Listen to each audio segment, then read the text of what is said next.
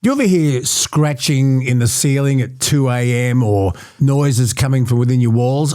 Let me just tell you this. It's not the house settling and it's not your pipes.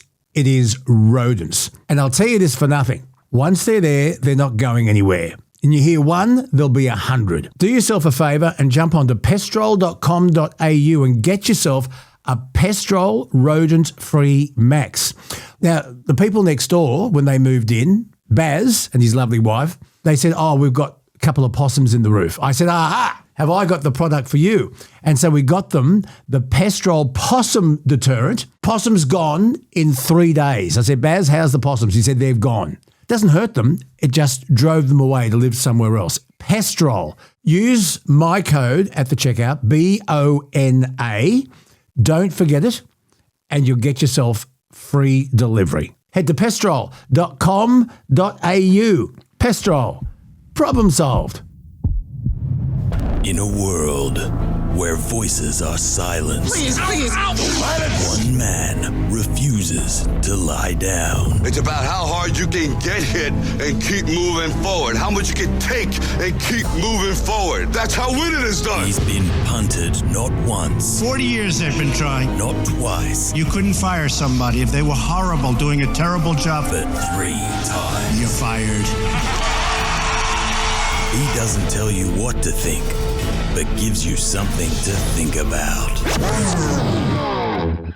Welcome to the Bonafide Podcast with Luke Bonar. And he's not All right, here we go. done Hold your ears, folks. yet. It's showtime. And a big hello and a big welcome. And yes, I can see you and I can see you. I can see Fred. And there's Jeff. And there's Mike. And Sarah. What? Can't you see them? You seeing people, Luke? Did you We ever? need to get you checked for schizophrenia. Didn't you? You're never alone with schizophrenia. Can I just tell you that? Did you ever watch Romper Room? Romper Room? I've got no idea what that is. Well, she had the magic mirror, and then the mirror would disappear, and she'd look into the TV screen, and she never ever said, "I can see Luke," but she would say, "And I can see Jeffrey," and I can see, and she'd name all these names. No idea. I was a what you're member talking about. of the Doobie Club.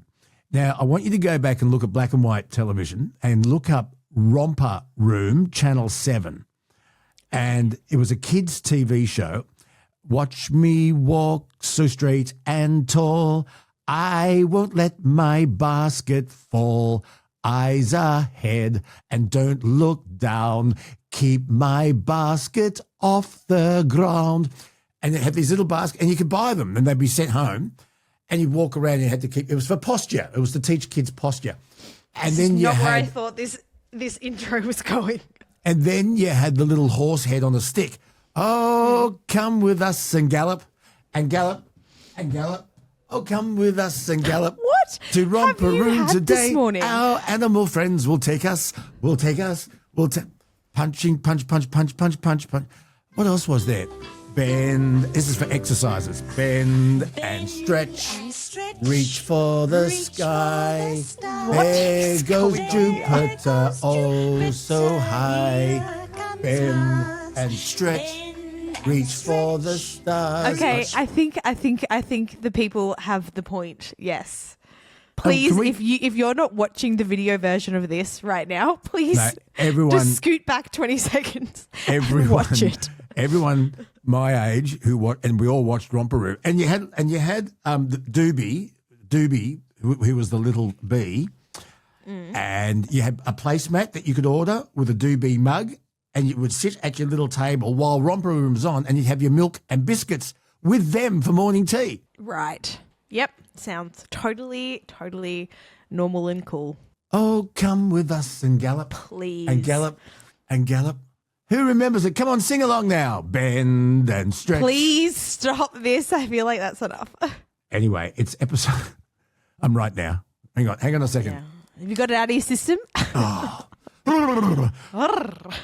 See, this is why Spotify thought we were the comedy section.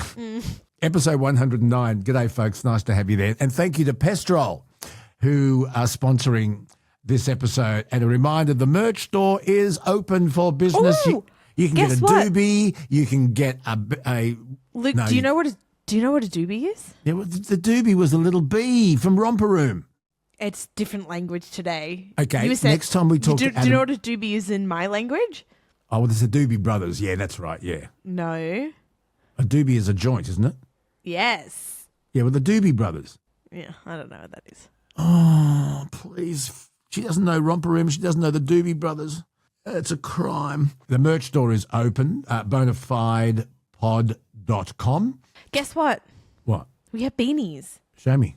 Oh, I don't have it on me. Well, you got me all excited for nothing. And remember to follow or subscribe the show on whatever app you listen to, because it helps us develop our audience. And any suggestions, please contact us, because we love your feedback. Coming up, everyone's talking about the new Star Wars movie. Are they? Yeah, everyone is. Everyone's talking about the new Star Wars movie. I don't think I'll be. Oh well, I think I've got to. The only three I liked were the first three, which was episodes 3, 4, and 5. From memory, Star Wars, Empire Strikes Back, and Return of the Jedi. But this new movie is just Star Wars. The franchise is a license to print money. So I'm going to talk to Shane Adam Bassett about that and other things a little bit later on. Scotty Phillips, finance expert and investor with The Motley Fool, will have his take on the budget. And I'm going to talk to Senator David Shoebridge from the Greens. He is their spokesperson on defence, amongst other things. And we've had him on before. And we don't always see eye to eye, but my God, he gives you something to think about. And he had a drama. Have you heard about his drama? No. Okay. Well, as you would, as a member of the Greens, he was on his way to the Nimbin Mardi Gras. Yep. And he got stopped by a random breath drug test. He said there were hundreds of police circling innocent people who, and he said hundreds of people who were getting fined and losing their licenses because they had traces of THC in their system, and they may not have had a joint for a week, but because it stays in your system. Anyway, he says that it's Greens' policy to completely legalise cannabis. And I want you to listen to what we have to say, because it's an interesting discussion. I ask him, okay, with alcohol, the line in the sand, whether you agree with it or not, it's accepted now that the line in the sand is 0.05. Now, I know plenty of people who would not have decent control of a vehicle under 0.05. And there are people who could be way above 0.05 who are fine. But 0.05 is the rule. Yeah. So what is the rule with THC? Should they introduce and measure THC and be able to measure it just like you can alcohol at a roadside test and say this is the standard government health system line of THC and that's acceptable? Apparently they do that in Europe, and they have... You can scrape your tongue on the piece of plastic thing, and it measures THC. And if you're at a certain level, he can't remember what that level is, but is it worth investigating? Well, considering that cannabis use is legal with the proper medical certifications, then I but feel that doesn't like have it should THC be. in it. That the medicated No, cannabis. it does. Well, It it's not- does. I don't know. I've had quite a lot of friends that have had scripts, and you can get marijuana that has THC in it for medical purposes. And you order it through a Prescription website. cannabis with THC in it. Well, okay, have a listen to what Senator Shoebridge has to say about it. And the other thing we talked about is the national tobacco wars going on. Should the government reduce the excise on tobacco to try and get rid of the black market? We'll talk about that and other issues. So I think that there's something to really think about. Agree with him, disagree with him, but I bet you would get comments on Senator Shoebridge. Probably. Oh, we will. We've got the Man Cave coming up. Dino, the croc survivor, will also join us, and he's got some interesting stories. So, look, there's something for everyone. Please stay with us. Episode 109, Bonafide Podcast.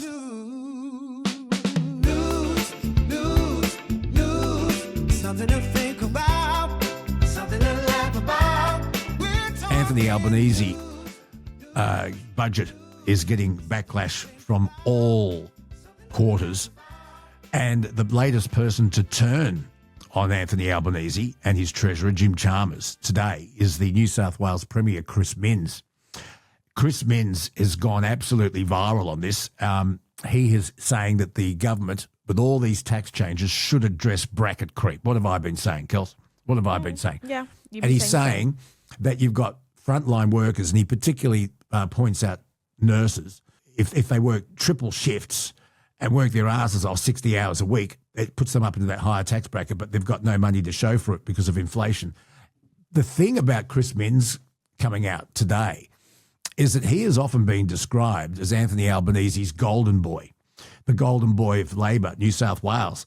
And even he is highly critical of this budget. So, you know, the Treasurer and the Prime Minister have now had nearly a week to try and sell this. And I don't know if they're getting traction. Maybe they will as time goes down. We've discussed earlier about the poll, the Resolve poll that came out that showed Angus Taylor is now by 3% the preferred Prime Minister over Anthony Albanese. It's a long way to go to the next election. A lot of these tax changes come into effect July 1 next year.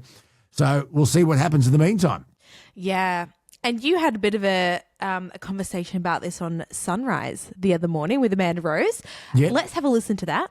Okay. Small business is the backbone of this country. Now, how many people in the Labor Party voting on these policies have owned a small business? How many have actually owned them and put everything at risk, have lost sleep? They've got employees. I just don't like the narrative of demonising, saying, oh, they're getting tax breaks. So they're trying to turn people against the small business community by saying, oh, they get all these tax breaks because of the trust or the, capital gains break and all this type of thing, linking them to, say, the billionaires and people that get tax breaks. So go and get the taxes that haven't been paid by tech companies and gas companies or whomever, but not the small business owner, who is 97% of the businesses in this country are run by small business, and 40% of the private workforce they hire. So they go down, unemployment goes up. 100%. We've got to look after small business. And what's the definition of a small business? And then you've got a payroll tax, which is the most obscene. You get taxed for everything: company tax, payroll tax. Payroll tax and GST is state-based. You got income, but also. Yeah, well, I think we kind of agreed. The time before I spoke to Amanda Rose, we had a bit of a blue. But I think I think last Sunday, I think it was Tuesday morning. I was called in on a Tuesday. Usually it's a Friday. We're concerned about the lack of incentive for small business, and I discussed this on 2GB earlier this morning. If you start taking away an incentive to invest in a business, and just remember, did you know, Kelsey, at least 60% of small businesses go broke within the first 5 years? Is that because small businesses, people who go into a small business with the dream of being their own boss, employing people, doing something creative, doing something for themselves and not working for the man, do they go in unprepared, undercapitalised, without enough ideas, without enough know-how? Or are there too many speed humps, bureaucratic speed humps, red tape, payroll tax? If you're a small business owner, and I was one, so many small business owners toss and turn and don't sleep at night because they're worried about paying their people. The superannuation payments now, instead of being paid quarterly, have to be paid every 7 days, and that adds stress. It's more paperwork. You've got employees that maybe for one reason or another can't turn up for work, which creates stress. It's a lot of stress owning your own business. And if you keep taking away financial incentives to do it in the first place, more and more bosses will just say, bugger this, I'll get out of this and I'll be a PAYE taxpayer and just cruise along. Are we taking away incentives for small business? Small business is the backbone of this economy. And a lot of small businesses, with that 47% meme that we talked about, they're really hammering this. Obviously, there is that meme going around of, Anthony Albanese is now a silent partner in my business. The hairdressers and the butchers. And which is hilarious commentary. But I was actually reading an article this morning on the ABC where the people that started that meme, were pretty transparent with saying that we know that it's not entirely accurate because most small businesses won't get anywhere near that 47% tax 30%, rate. 25 to 30%. But 47 is in there. But most 47 of them is in there, but that's for the you've got to be making quite a lot of profit for that to hit you. And this isn't an Albo thing. This is a state thing, and that's payroll tax. No, the payroll tax. I mean, fancy having a system of government that taxes you for employing people. It is just unbelievable. I mean, stamp duty. Stamp duty. Yeah. What percentage of your deposit of buying a home is stamp duty? You bought a home more recently than me. What was your stamp duty? Do you remember? Nathan will know. I think it's like, isn't it like 10% or something? It's a lot of money. Yeah, it's a lot of money. Yeah. For a stamp. Yeah. Anyway. I don't know. I don't know enough about the economics behind it all to like fully understand if it's a good thing or a bad thing. Well, I just can't believe you get taxed for employing people. It depends on how much, and it depends on what state you're in too. But stamp duty, payroll tax, taxing people for having the temerity to give people jobs, unbelievable. Small business. If you own a small business, are you close to giving it away? Do you lose sleep? Has it affected your health and your relationship with the responsibility of employing people? I'd love to hear your comments. Small business owners, let us know. Maybe you think all this stuff about tax is much ado about nothing. Yeah, well, you know what? As Graham Richardson once said, the mob will always sort you out. So we'll see what happens. I will just say this, to have Chris Minns, the golden boy of Labor New South Wales, to now be hammering some of the decisions made in this budget, it's not a good sign for the government. No, and as soon as Labor politicians and the backbenchers start getting pressure from their constituents, Kelsey, and there's a chance that they'll lose their seats, you watch. And the disgruntled mob will turn on Albo, and all politics, both sides, are driven by polls. If Anthony Albanese is suddenly seen as not a prime minister that can get this Labor government over the line at the next election, they will spear him. Don't you doubt it. Don't you doubt it. So there's a big PR exercise that has to go on between now and the next election. This is the most amazing story. Did you know I once met Sir Edmund Hillary? Have I told you this story? No. Are you going to tell me who's Sir Edmund Hillary? He's the dude that climbed the mountain, right? Is that the one that got stuck up there or something? Sir Edmund Hillary, quite right, Kelsey. Sir Edmund Hillary's a New Zealander, and he was the first person to scale and summit Mount Everest with the help of a Sherpa. Sherpa Henzig was his name. These little Nepalese Sherpas, God, aren't they unbelievable? Yeah. I met Sir Edmund Hillary when I was 17 years of age. He came into TGB for an interview, and I had my photo taken with him. I can't find it. No. I was the panel operator, and there was Sir Edmund Hillary. So anyway, there's a young teenager, this Aussie, and she's made history. She has become the youngest Aussie to scale Everest. Bianca Adler, she's from Melbourne, and she reached the top of Mount Everest in the early hours of last Wednesday morning. 18, the youngest Australian, 8,200 metres. It's unbelievable. And so many people die attempting this and die coming back down. And there is actually a level called the death zone where your oxygen levels are just so low and you can't go on anymore. And there are thousands of people lining up. Have you seen, just Google a recent... I know. There's thousands of people. And it costs you something like $50,000 to do this. And it can be cancelled. You don't get your money back. And the rubbish that these tourists leave behind. Have you seen K1? Oh, yeah. It's unbelievable. Do you think climbing Mount Everest is selfish? Well, Sir Edmund Hillary famously once said, he was asked, why did you do it? And do you know what his answer was? What? Well, I want you to remember this because it's a famous quote. His answer was, because it was there. There you go. So that's why people do it. That's why people do it. And it's very, very tough. So this young girl must be incredibly fit. In fact, I think I heard her say that she attempted it last year, but she had to turn. Yeah, but so this was her second attempt. It's an incredible feat. Would you do it? Why would you do it? Because it's there. You could not pay me. You literally could not pay me to go up Mount Everest.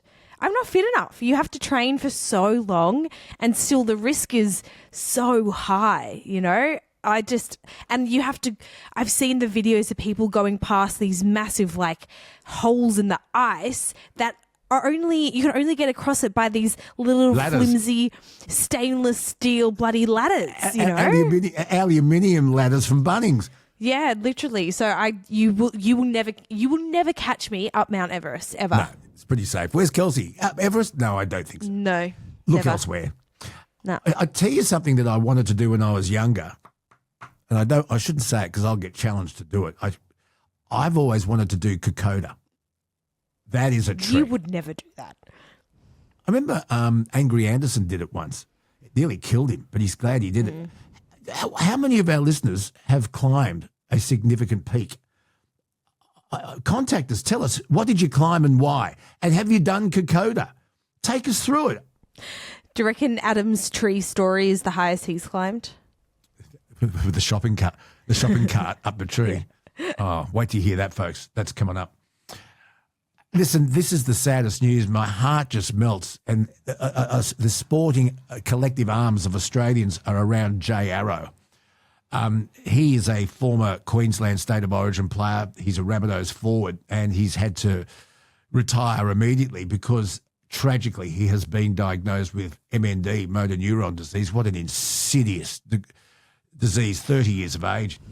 Yeah. And it just takes your mind. And the thing is, it's happening to you while it's happening to you, and you just lose all control and your family. It's just absolutely the most heartbreaking thing. And often we should get an expert on, but I was listening to the news yesterday, and usually life expectancy from diagnosis is 2 years. Imagine knowing that, and he's got a young family and a wife. I thought it was like progressive over time. Yeah, but I was listening to an expert on the news who said, average from You're diagnosis right. Yep. to The end of life prognosis is for about 2 MND years. varies greatly per individual, but the average life expectancy is 2 to 3 years from the time of diagnosis. That's It's just absolutely tragic. what do you do? There's nothing you can do, and that's why you've got the beanies, the blue and white striped beanies that are on sale now. It is just absolutely tragic, and they're still trying to work out how to maybe even get drugs to slow it down so your life expectancy is 10 years. But it's an insidious disease, MND. We might look into that in more detail on another podcast. I think we need to. So sad. So sad. In the man cave, well, you guys talk a lot about AI at the end of it, AI music. And I saw on the news this morning, they're talking, I love how it's taken like a month for it to hit like mainstream news, but there's this song going around on social media called the Puerto Rican song, right? Right. And I was like, well, since they're talking about it on the news, I want to show Luke this song. This is a good use of AI because it is clearly AI music, and you'll know what I mean by that when you hear it. So I took the bus to Caguas. It's a wild place to vacation. Slot machines in the bus station. The song is clearly AI, and for the purpose of how this started, which was somebody went to Puerto Rico and wrote a song and wrote these lyrics about it. This to me is the perfect use of AI. Is it transparent that it's AI? Do they say AI generated? Yes, Okay. but you can also hear, you can tell immediately that song is AI generated. Okay, now here's my problem. It is clearly AI, and if it says AI generated, or if there's a television commercial and it's using AI, if it says AI generated, not a problem. Here's my problem. While you're there, Kelsey, on your clever computer, I want you to go to YouTube and I want you to look up Sienna Rose, SIENNA, Sienna Rose, and have a look at a track called Into the Blue. This is really good music, beautiful voice. This is a artist coming out of Norway that was nominated apparently for a Grammy but didn't turn up. There she is. Listen to this. Nothing else to prove. Every breath, every kiss feels new. Take me deeper into the blue. Beautiful. Yeah, she's AI. That is AI. Now, here's my issue. She is one of the most listened to artists on Spotify. I just think about real musicians, and I just think platforms like Spotify or YouTube or any of those other music sharing platforms need to say this is an AI artist. Now, there's even an AI clip that you'll find where she says, oh, people don't think I'm real. Is this real? But even that's AI. This is the Sienna Rose scandal that's going on at the moment. Now, if you choose to listen to that because it's a beautiful voice and they're lovely songs, let me give you an analogy, Kels, and this is just my opinion. People might disagree. You might disagree. But when you buy food of any sort, you want to know what you're eating. And you can choose to eat rubbish. You can choose to drink orange juice that isn't orange juice but orange-flavoured juice or something that's got strawberry flavouring. But you can, on the back of the packet, it has the breakdown of what is actually in that food. And I think that the music streaming platforms need to do the same thing because I want to know I'm listening to a real artist. That is just my opinion. And I think that the Sienna Rose thing is just an example of how this is getting way out of hand. Now, you might say, that's a beautiful song and I want to listen to it in my car or in my headphones. Well, that's fine. But I believe the music streaming platforms have an obligation to tell the audience what is actually in that song, just like food has an obligation on the packet to tell us what we're eating. Are you with me? I think that is more than reasonable. Jesus, you agree with me today. Yeah. When you've got good ideas, I'll agree with you. Time for listener mail. Time for listener mail. Mail. So we've got this comment on Spotify. See, that's sexist. Why isn't it listener female? Why isn't it listener contribute? Sorry, go on. The person that left this, their username was like 1, 2, 3, 4, 5, 6, 7, a bunch of numbers. So sorry. They said Labor and Liberal are the same cons. Australia are waking up. Watch One Nation rise. What do you have to say to that, Luke? Well, the polls are saying exactly that. And until Angus Taylor and the Conservatives come up with real conservative policies, unlike the wishy-washy middle ground that Susan Lee was carrying on with, that One Nation will get that Conservative vote. Whether or not they'll win enough seats in the House of Reps to be able to form government, it's a completely other thing. And, of course, the recent by-election in Farrer, they won hands down, but Labor didn't put in an opponent because they knew they'd be hammered. Yeah. But you need 76 seats plus one, Kelsey, to form a government. So let's see how many more seats in the House of Reps One Nation can get. Yes, the electorate, I think, are sick of the big parties. They're sick of having the wool pulled over their eyes and how easily it's been able to be pulled over the years. And I'll quote Graham Richardson again, the mob will always sort you out. Yeah. Yeah. Maria asked after our conversation with Granny Sue, is Granny Sue entitled to receiving rent assistance from the government? I did look this up. She would be. I'm not sure if she's already on rent assistance, but pensioners can also receive rent assistance if your fortnightly rent is more than $154. And if you want the maximum payment, your rent has to be at least $447. What did she say she was paying again?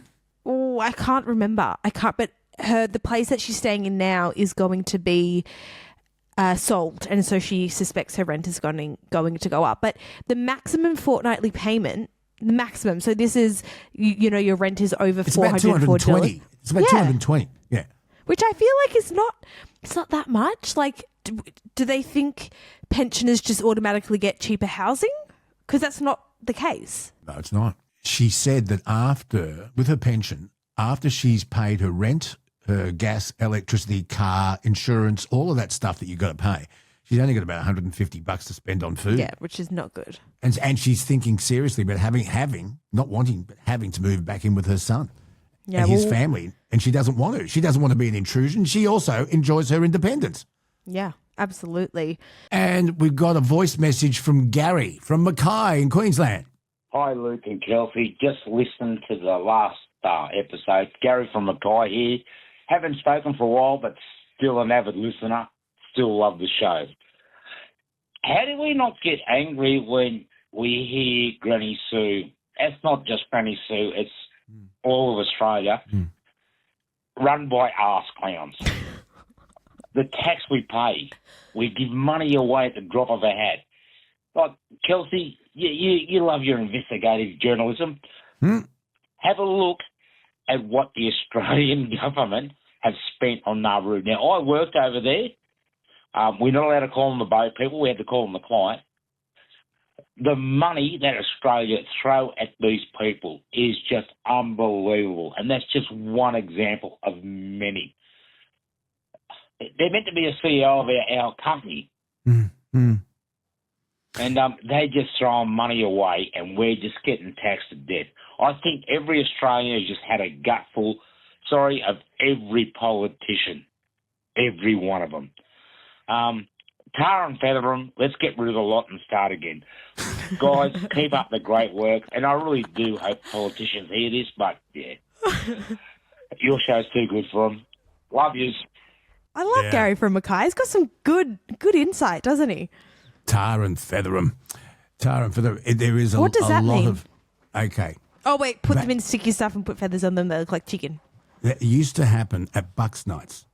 where you got the groom, and the Bucks Nights back in the day used to happen the day before the wedding. They stopped that because grooms were missing weddings, but they used to strip them down to their undies and put tar all over them, and then put feathers all over them, and then leave them in the gutter or tied to poles and things.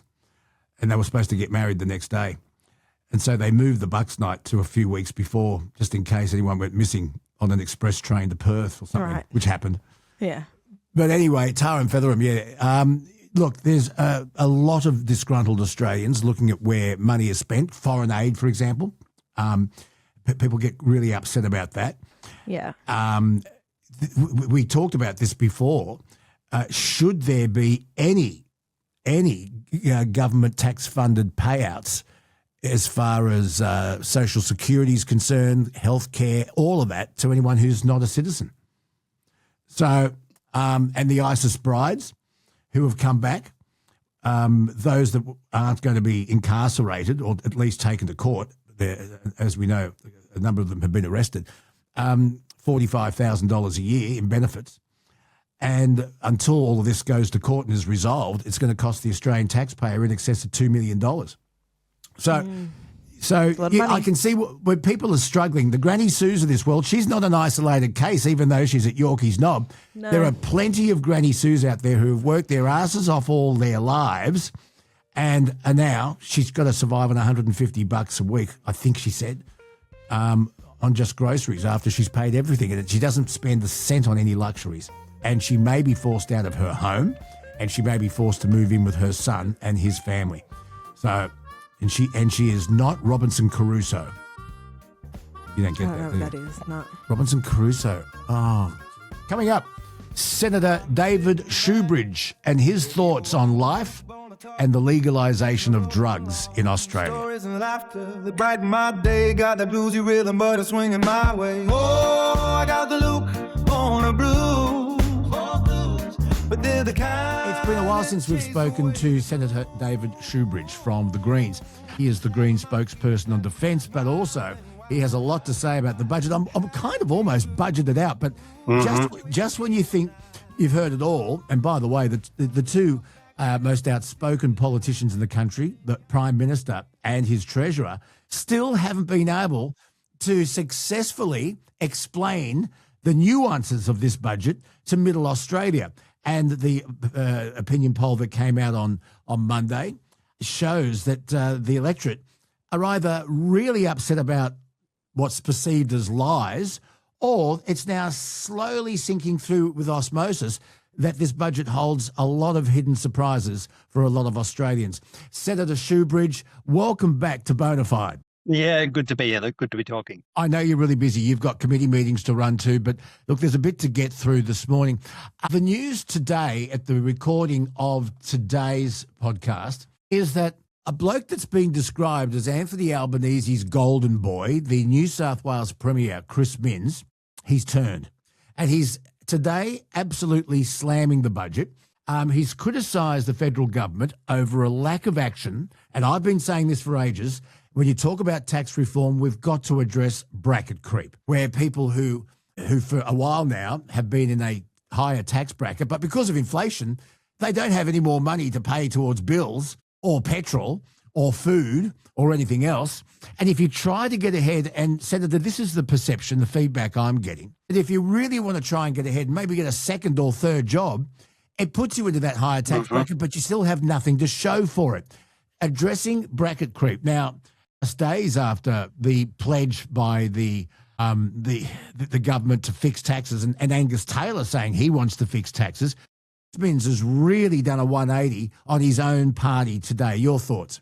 Well, I mean, you wouldn't want to be part of a team with Chris Minns on it. That's my first thoughts. You know, you'd be constantly looking behind you, looking over your shoulder, wondering he's going to stab you in the back. But like, if Chris Minns was serious about nurses, about frontline workers, well, he would have given them a pay rise that meets inflation. I mean, that's a bloke who, as Premier, has been desperately trying to ensure that nurses, paramedics, frontline workers don't even get a pay rise that meets inflation in New South Wales. And now he's coming out and whacking his own colleagues. But I will say this, you know, I talk to people all across the country and they say, why are they paying a higher tax rate on their work? Like, they can be working, as you point out, you could be working 50 hours, 60 hours a week, and you're paying a higher tax rate on the income you earn from work than some wealthy investor is paying on their share portfolio while they go to sleep at night. And I think if you want to look at where the inequities in our tax system are, you know, why should somebody who inherited a share portfolio from their dad pay less tax on the income they earn from their share portfolio than a nurse who's working 60 hours in a public hospital, or somebody working 3 jobs in Western Sydney trying to pay the rent? And if Chris Minns was serious about those kinds of cost of living issues, well, first of all, the bloke could pay nurses a proper pay rise. He'd give teachers a pay rise that meets inflation, and he refuses to. And secondly, he put some pressure on his federal colleagues to ensure that we're taxing wealth, not work. Because I hear the same thing. People working themselves ragged and, you know, wondering how they're ever going to get ahead. And they're paying off a HEX debt sometimes that his mates in Canberra have whacked on them. So, yeah, I get the frustration that people are having. Like, bracket creep is a small part of what is a system that is completely cooked, where we tax people's work at a higher rate than we tax wealth earned from people's, you know, capital and savings. Okay. I wanted to talk about incentive to work. And there's been a massive pushback from the small business community. And you've seen the memes. We've all seen the memes. Mm-hmm. You know, AI-generated photos of the Prime Minister at a hairdresser's or whatever. Oh, look, I've got a silent partner. Anthony Albanese owns 47% of my business. I don't know whether that's mischievous or misleading. Well, I don't think, I mean, there's still a capital gains tax concession. So whoever's putting the 47% out is, you know, either being, you know, accidentally misleading or deliberately misleading. There's still a capital gains tax concession. And even under these new rules, capital gains tax won't be paid on any capital gains that meets inflation. So, you know, and I think, look, we should have a serious look at what's actually in this budget on capital gains tax and negative gearing, right? Because we've had a lot of discussion about how this is some sort of intergenerational equity budget. And I'll be honest, it's not. It's absolutely bloody not. There's nothing in this for young Australians. And so when I hear young Australians worried that they're going to be paying higher tax on what they're doing, whereas older Australians who have got huge amounts of savings, and not everyone does, but overwhelmingly wealth is skewed towards older Australians in this country, they get to grandfather and keep all of their benefits. Well, the young Australians say they're going to get whacked if they buy a house. They're worried they're going to get whacked if they do a business. I understand why people feel like, you know, there's nothing in it for them, because there isn't. Okay, but older Australians who have worked hard all their lives, paid taxes all their lives, if they have a house and they have equity in it and they want to make sure that their kids get a fair share of what they've worked for, pay tax on, are they being... Still no capital gains tax on the family home. So that's completely excluded. There is no capital gains tax. So if people are running that scare campaign, that's actually not part of it. And older Australians who own multiple properties, investment properties, they've been grandfathered, right? They keep all of their existing tax benefits. It's young Australians who are getting nothing out of this budget, because they're not going to get any of those tax benefits, and they're also not going to get public housing built. They're not going to get social housing built. They're not going to get any haircut on their HEX. It's young Australians who are really being strung out on this one. Senator, every government is saying we've got to address the housing shortage problem and being able to negative gear a new house. I get the idea behind that, but every tradesman I've ever spoken to has said, I can't find an apprentice. The future of the building industry is in dire straits. And as you know, we address the trucking industry on this program as well with Rod Hannafy, and truckies are leaving. Truckies are leaving. I'm hearing the same. Like, I'm hearing particularly the trucking industry. It's already bloody tough. Margins are really low. The fuel price increase is really sort of pushing people to the edge. I've always been a champion for the trucking industry about there's some rules in New South Wales which allow for contract determinations, actually fair payments to be made for the trucking industry. I believe those contract determinations should be able to be covering the entire country. There's a small amount of it at a federal level, but I get it from the trucking industry, and I feel their pain. Like, that job, you're working 60 hours a week or more, sleeping on the side of the road, and now you've seen your margins being whacked by fuel price increases. Well, maybe Anthony Albanese, maybe One Nation, maybe the coalition should have thought about that before they backed in Donald Trump's bloody war. But anyhow, we're in this mess where we are. The Greens have always said that war would be a disaster for the country, and it bloody well is. So let's talk about incentives for encouraging young Australians to pick up tools, if that's what they're good at. And how do we incentivise apprentice truckies so that they can continue to deliver our groceries? I mean, this budget gives like $40 billion in tax concessions to the mining industry for diesel fuel rebates, right? $40 billion to the mining industry. Imagine if a tiny bit of that, imagine if 10% of that was actually said, do you know what we're going to do? We're going to say to every new apprentice, we're going to give you let's pick a figure, a $5,000 quarterly bonus if you stay in the job. You stay in the job, you keep your apprentice, you're doing well. Every 3 months, when when your employer says you're learning your tools, you're learning your trade, the Commonwealth government's going to give you a $5,000 tax-free bonus, because we bloody well want apprentices in, and we want to encourage them to stay. And when you complete your apprenticeship, we're going to give you a completion bonus and say, thanks very much, you can help build the country. I mean, why aren't we seeing that in the budget? Instead, we get $40 billion gifted to the likes of Gina Reinhardt. Like, the money should go where it's needed to get apprentices, encourage them to get the skills to build the future we need. How do we encourage young Aussies to get behind the wheel of a truck? Well, I mean, it's a hard job, right? It's a bloody hard job. It's hard on relationships. Hard on families, you're constantly moving around. And it's dangerous.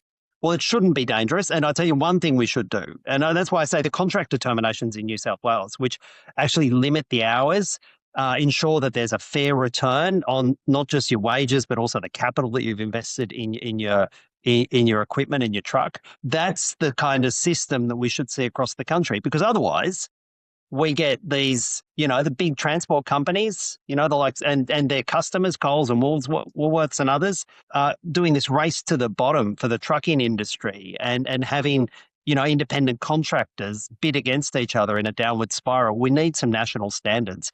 And part of that is OHS standards, so that no contract can see a truckie driving for dangerous hours because they have to, because otherwise they can't afford the fuel. I mean, it's about setting standards, tough standards that are in the interests of workplace safety and a fair return. I'm worried that your bells are about to ring. I've got to ask you, relate to me your experience about being pulled over on the way to the annual Nimbin Mardi Gras. What happened?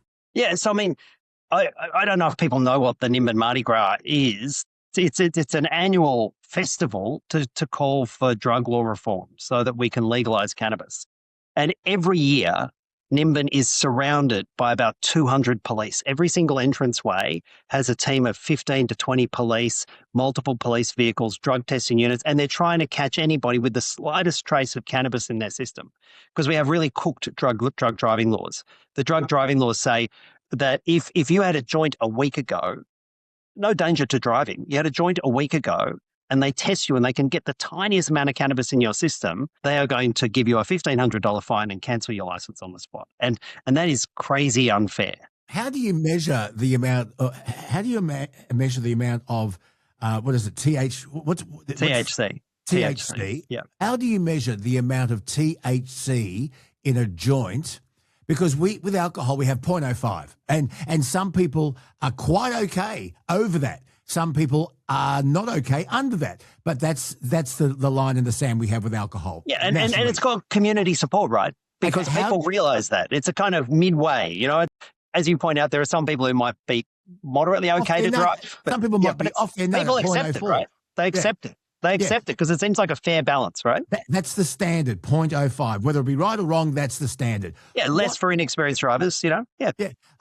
So we agree on that. So how do you measure what the standard is with marijuana and THC? Well, we have a look at what the UK has done. The UK has an impairment level where they test the amount of THC in your system. And if you go above a certain level, the studies say that that's impaired. What's that level? I don't know. Educate me. I can't recall the technical amount, but they test the amount of THC in your system. The same in many European countries, the same in Scandinavian countries. Even in the US, right, they have impairment tests where they get people to, either do a computer game or to walk the line. They have impairment-based tests in the US. But there are multiple options we can choose from that can actually test for impairment. Because I've got to tell you this, I 100%, the Greens 100% think that nobody should be on the roads who is impaired by drugs in any way, shape or form. And it should be a road safety thing. But at that same road safety test that I was stopped at, right, and they were testing for cannabis, somebody could have driven into that same road test, zonked to their eyeballs on prescription benzodiazepines, completely out of it, a major, and the data says that's a major cause for road trauma. They could have stopped there, done the same test, zonked to their eyeballs on benzodiazepines. They would have been orally tested by the police. The police have a unit that could test for benzodiazepines, right? They could turn on this option to test for benzodiazepines, but they choose not to. And that person will just be waved through, right? Waved through that danger on the roads. Yet if somebody had followed me, and I saw plenty of cars stopped and it had been happening, people were losing their license, who'd had a joint 3 days ago, right? And the tiniest amount of cannabis in the system, no danger at all. They would have had the full weight of the law thrown at them. And, and the police do this aggressive policing around Nimbin as a provocation to the community. Millions and millions and millions of dollars are spent on it every year, knowing full well that, and you talk to police, and there are police who know that this is a dumb system. It's not just us who think it's a dumb system. Police know that they're taking the license from people who are no danger to the roads, and they know it's a dumb system. I would rather those police were out there actually doing real road safety or chasing down domestic violence, stopping women getting killed in this country, doing the policing job I want them to do, not some kind of policing festival around Mardi Gras. Yeah, I wanted to talk about other things, but I find this fascinating because I'm not a drug taker. I'm not a gambler either. Two vices I don't have. Yeah, sensible look. So I need education on this. So are you saying in Europe there is a device like a breathalyzer you can blow into it and it measures your THC? Is that what? They have an oral test, the saliva test, and they test the level of THC in your system. And if you're above a certain level, you get whacked.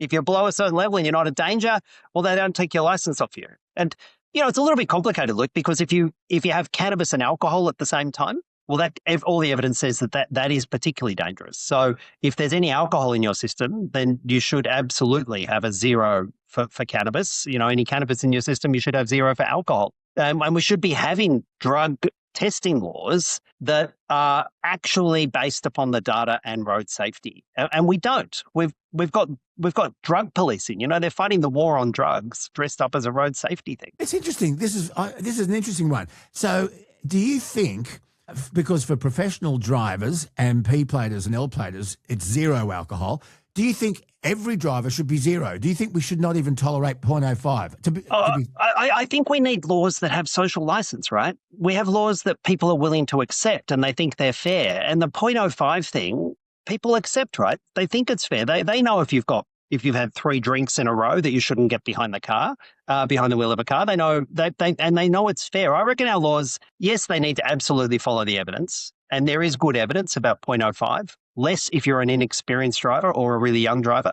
That's based on good evidence. And also it's got social acceptance. But the cannabis stuff, it is literally designed not for road safety. All the evidence says it's not about road safety. And the other thing I hear, Luke, is that because cannabis stays in your system for longer, that what we're seeing, particularly in regional parts of the country is people, if they want to go out on a Friday night and they've got a job on Monday or they're going to be driving on Monday, that I'm hearing anecdotal reports, they're switching from cannabis to ice and meth, because meth gets washed through your system much more quickly and you're not going to be picked up when you're driving to work on Monday. And that for me is a crazy dangerous thing that's happening.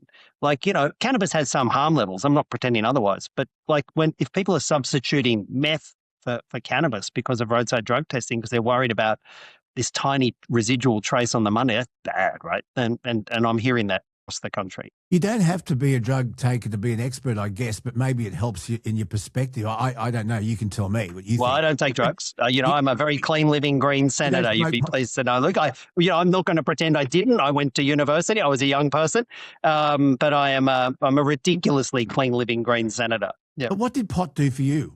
It doesn't float my boat. It doesn't float my boat. I'll be quite frank. Doesn't do anything for you. Yeah, well, it doesn't float my boat. It's not my, I like, as I said, I take my job and as a lawmaker really seriously, right? And I may not like all the laws, but I try and, I do my best to comply with them as a senator. But I think cannabis should be legal. And I think we should get it out of the hands of organised crime. We should get it out of the hands of, some of the worst people in the country who are making billions and billions of dollars of profit. And we should make it a legitimate industry where we can ensure that we know what's the quantity of THC. We can ensure that it's not full of nasty chemicals. People can have a legitimate business and actually make a legitimate business out of it. And we can have a whole bunch of public health warnings. Why don't we legalize cannabis and have a win-win-win, I think? Okay, I'm going to go sideways on you here, Senator. So the current tobacco wars going on in Australia at the moment, and every second day you'll hear of a tobacconist that's been firebombed, and it's run by crooks, it's run by organised crime. And my opinion is, if you have a substance that is highly addictive and you a huge excise or a tax on it, people will either give up or you will create a black market. And that's what's happening in Australia. And it seems to be proliferating. How would you fight the tobacco wars now and the black market tobacco that's on the market? Well, first of all, police should be doing their job, right? What do we have police for? If there's organised crime out there, firebombing tobacconists, and it's a thing, right? I would rather police doing that, right, than surrounding Nimbin with 300, 200, 300 police doing the stupid drug driving. So I'd like police resources to be attacking and fighting organised crime and using the incredible amount of money and powers that they have to fight organised crime. And if they're unable to do that, the police should be explaining to us why, with all the money and all the powers they've got, they're unable to do that. But we should also look at some of the structures in the system that seem to be encouraging, massively rewarding the illegal tobacco industry. And, I just saw a National Anti-Corruption Commission report that was published only recently. And what that said was that members of Australian Border Force, was set up by Peter Dutton, if you remember that Border Force. They'll wear the uniforms and, you meet them when you come into the airports. They were tracking the illegal tobacco flow coming into Australia, and they decided that they could actually make a killing and setting up their own business importing illegal tobacco from the information they'd gathered. And so they set up their own business, and a corrupt business, and they finally got caught for it. So, people observing it see that there are these obscene profits to be made. And we should be absolutely trying to work out, how do we rebalance the system to ensure those obscene profits are not being made? So partly it's law enforcement, partly it's customers, but we should also look at the system. Okay, but if you've got a product that's highly addictive and it's created this black market, which is very violent. Once upon a time, you used to hear about tattoo parlours being firebombed by bikies, and now it's... Yeah, I remember. Yeah, who the hell would want to rent a flat above a tobacconist? But anyway... Do you think the government should reduce the high taxes on cigarettes to try and wipe out this black market? Well, I think we need to have this discussion with the public health experts who are telling us that, the tax system is a way of discouraging tobacco use. But I think one of the things we should be looking at, and you point out, tobacco is incredibly addictive, right? That if somebody wants to get nicotine patches, to get off tobacco, they can also be bloody expensive as well. Why isn't some of the tax excise that's coming on tobacco, the billions of dollars that's coming in tobacco, why isn't it making nicotine patches basically free? So that anybody who wants to can start getting themselves off one of the, as you point out, one of the nastiest addictions that there is on the planet. Like nicotine addiction is really a bloody brutal thing to work yourself off. So why aren't we doing that? Why aren't we exploring ways of helping people get away from the addiction and kill the market that way?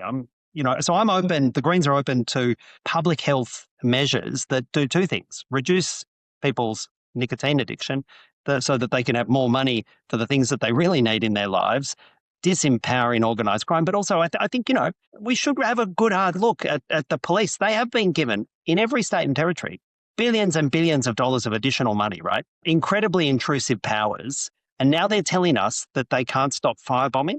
Like, I reckon we should. I know a lot of people like to sort of say, oh, you can't criticise the police, you can't do this. And they've got a hard job, and I accept that, right? But this actually is their job.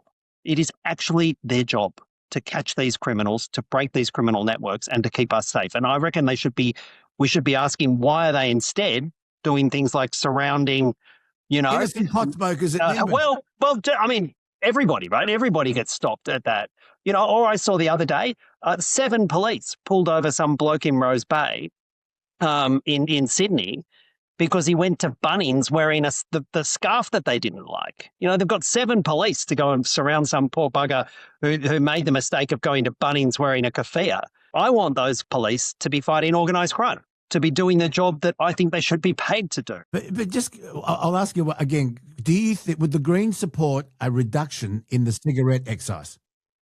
Well, what I've tried to say is what we need to do is we need to talk to the public health experts and be guided by the public health experts in that. And if they are saying to us, if they say to us that actually the excise is at a level that is actually encouraging nicotine use because it's creating this large, low-cost illegal market, and reducing the excise is a way of dealing with that, then we'll be guided by the public health experts. But, that's a conversation where, what I would urge you to do, Luke, is get some of those public health experts onto the show and have a chat with them and we should be doing this. We should be having these hard conversations. You think cannabis should be legalised, and there's a lot of people who would agree with you. What do you think about the legalisation of all illicit drugs and regulating it? For example, you look at the pill. There's always debate going on about pill testing at dance raves and concerts and things like that. Ecstasy. But do you think all illicit drugs should be decriminalised and regulated? Well, it's not Greens' policy that all drugs should be legalised. We think cannabis should be legalised at a national level, and we should work out how to do that well, protect public safety, disempower organised crime, create new tax revenues. We should do that with cannabis, and we should do it as a priority with cannabis, because as you look at cannabis, it is very much at the lower end of the harm spectrum, not no harm, but at the lower end of the harm spectrum for drugs. But we should also be decriminalising, not putting people in jail because they have a small amount of drugs in their possession, a personal possession. Like, that is nuts that we're putting people in jail because they've got an addiction to a drug, right? They've got a health problem. They may have a social problem. But the idea that we're destroying people's lives and putting them in jail because they've got a personal possession of an amount of drugs, that's cooked, right? And it's a waste of police resources. Again, I'd rather them fighting, organised crime than putting some poor bugger in jail because he's got, an ecstasy pill in his pocket or their pocket. So, we could save a huge amount of police resources by not putting everyone through the criminal justice system because of personal possession of drugs. We could redirect those police resources to fighting organised crime, and we should start having these kind of, hard but necessary conversations about, some of our laws are just cooked. And we should have a good hard look at them, Luke. Senator Shoebridge, once again, you've given us something to think about, and I appreciate that. Yeah, no worries, Luke. Good speaking.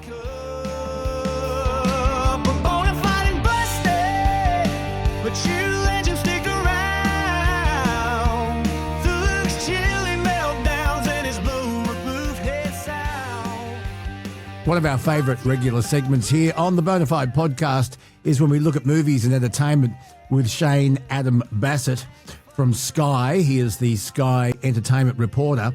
And he joins us again after a little while because a lot's happened and there's a lot around the corner. Hello, buddy. Good to see you.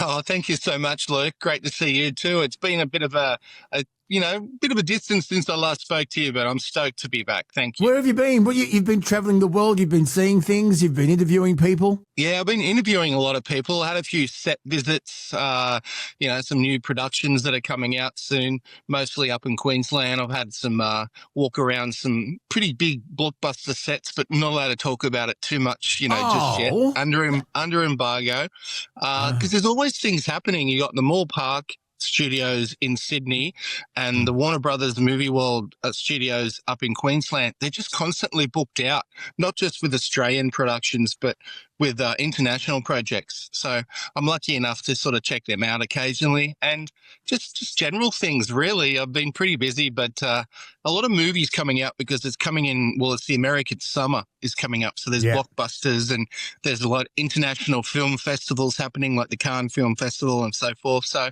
yeah, there's things on the radar. Okay, well, let's talk about the movie that everyone's talking about at the moment. They said it would never happen, but it has. The Devil Wears Prada 2. We'll talk about that in just a sec. I also want to get your thoughts on the Michael Jackson movie. Oh, yeah. There is a new Star Wars coming out. Yay! And it'll happen sometime in the future in a galaxy far, far away, but hopefully at a cinema near you. And what about Sally Field? At the age of 80, she's still making movies. She's come a long way since Gidget and the Flying Nun. The Flying Nun, yeah, I never saw that, but I know Smokey and the Bandit. That's probably when I first saw her on video. Smokey and the Bandit. You've got to go back and have a look at the Flying Nun, where she wears a cardboard hat and she has this aerodynamics and she can fly places. I've seen the pictures. Wasn't she Gidget? Did she play Gidget? She was also. As well? I mentioned that she was Gidget, the surfy girl. Sorry. Yeah. So we'll get to Sally Field a little bit later. But The Devil Wears Prada 2. No one can believe that Meryl Streep would do this again, but she has. Either she really loved the script, loves the character, or maybe was paid an obscene amount of money, maybe a bit of both. I haven't seen it yet. We were nearly going to see it on a rainy Sunday, but then Nikki had to go to work and I didn't want to go on my own. So what's it like, and how long will it stay in cinemas? Because nothing stays longer than 2 weeks these days. Yeah, there's been exceptions though, and this is one of them. This has been a box office blockbuster in every way. People are going to see it in droves, in big groups. So The Devil Wears Prada 2 was originally just going to be on Disney Plus. It was going to be a streaming movie, but they gave it a bigger budget. They got all the cast back: Meryl Streep, Stanley Tucci, Emily Blunt, and Anne Hathaway. Wow. All these Oscar-nominated actors, and Meryl Streep, who is on fire. She's so good. She's 77 herself now and going strong. I liked it a lot. But see, it's 20 years since The Devil Wears Prada, the original, which was a massive hit, and it's a really beloved classic film, and it holds up. It's still really funny, the original. So this new one, I went into it with an open mind, thinking, can they capture the legacy? And they do, because they update things. It's about media. It's about fashion. And those things have changed in 20 years, and that's all written into the story. So it worked for me. Very funny. And it's not as good as that first movie. I'll openly say that, and most people agree, but it's a worthy sequel. It shouldn't work, but it does work. A little bit like Top Gun Maverick. There was such a big distance between the original and the sequel. That worked. This one works. I think you and Nikki should go and see it. You'll get a good laugh out of it. It's got a good soundtrack. And Meryl Streep, she, as Miranda, she hasn't lost any kind of acting ability over the years at all. She's really cool. I've got to say, the first time I ever saw Meryl Streep, I didn't know I was watching the Meryl Streep, and that was The Deer Hunter. But then what really brought it to me was opposite Dustin Hoffman in Kramer versus Kramer. That's when I really thought, wow. Out of Africa. Do you remember that with Robert Redford? Robert Redford, hated it. Very slow movie, but hated it. It's like the English Patient. Oh God, I'll never get my time back again. Those two movies I couldn't stand. You know what? We talk about Avoca Beach Theatre a lot, you and I, because we like it so much, and we both, visit it. But I saw The English Patient probably as a kid or very young anyway at Avoca Beach, and I hated it too. I hated it. I thought it was boring, but it won all these Oscars. And then as an adult, about, 10 years ago, I rewatched it. And it's better as an adult. It's a lot better. I understood it more. So I'm not going to do it. I like it now. I think I understood it the first time, and I will not watch it a second time. But, okay, Devil Wears Prada 2, the story continues. How many stars out of 5? I rated it. I've seen it twice, actually, and a 3.5 out of 5. Okay, you've given other movies more. Okay, yeah. It's. I tell you what, it's outrated Melania at the box office. Well, you can watch that now. It's now streaming. No, I won't. I don't think anyone is, but you can stream it now. No one saw it. All right, Devil Wears Prada 2, folks. We'll move on. Now, the other movie that people are talking about, and these biopics are just taking over, aren't they? This is Michael Jackson, the movie. Did you see it yet, Luke, at all? No. Or you're not interested? Not interested. No, I'm not a big fan of Michael Jackson in general either. Oh, really? The king of pop. Look, I acknowledge he's an icon. I acknowledge that he has big hits, but that pop music side of things isn't my thing. And he did a few movies, like he acted in The Wiz, Moonwalker, which, by the way, Moonwalker has Joe Pesci in it as well, which a lot of people don't know. The Wiz, I've got the soundtrack here. How can I put this? I went and saw it, and to me, it was like one big, long MTV music video from start to finish. Now, they've cut it in half too. It's part 1. So part 2 is out next year. This has become a huge hit. So I know for a fact that people are enjoying it. But for me, it's soulless. It has no story other than a few little clips of his family. His dad's played by Coleman Domingo, but nothing is explored. Now, we know that he is controversial. So the movie only goes up to the Bad concert era. So Bad, which was, early 90s. The guy who plays Michael, I will say, I'll give him credit, Jafar Jackson, who's related to Michael Jackson himself. He's a nephew. He's good. Like, I don't think he's going to win any Oscars, but he's really good. But as for a biopic, Rocket Man about Elton John and Bohemian Rhapsody, much better. A lot better. But they skim over a lot of things in this Michael Jackson biography. It's not even a biography. It's, like I said, it's all the hits. It's like watching a DVD of the greatest hits, pressing play and just watching them go through. Look, it's okay. It's flashy. It looks good. And the music's, obviously, if you're into his songs, you're going to really enjoy it. Like people have, but I didn't. I didn't. So if you're going to ask me, what I'm going to give it out of 5 stars, 1.5, 2. Oh, so brutal. I'll give it 3 out of 10. So that's 1.5 out of 5. Yeah. 1.5 out of 5 stars for Michael Jackson, the biopic. It's soulless, but people are loving it. People are giving it 5 stars, and people are really enjoying it. But I think that's because they love the music. And if you do love the music, it's like I said, it's a flashy MTV music video, basically, for 2 hours. Yeah, from a musical point of view, and as an entertainer, I think he's untouchable.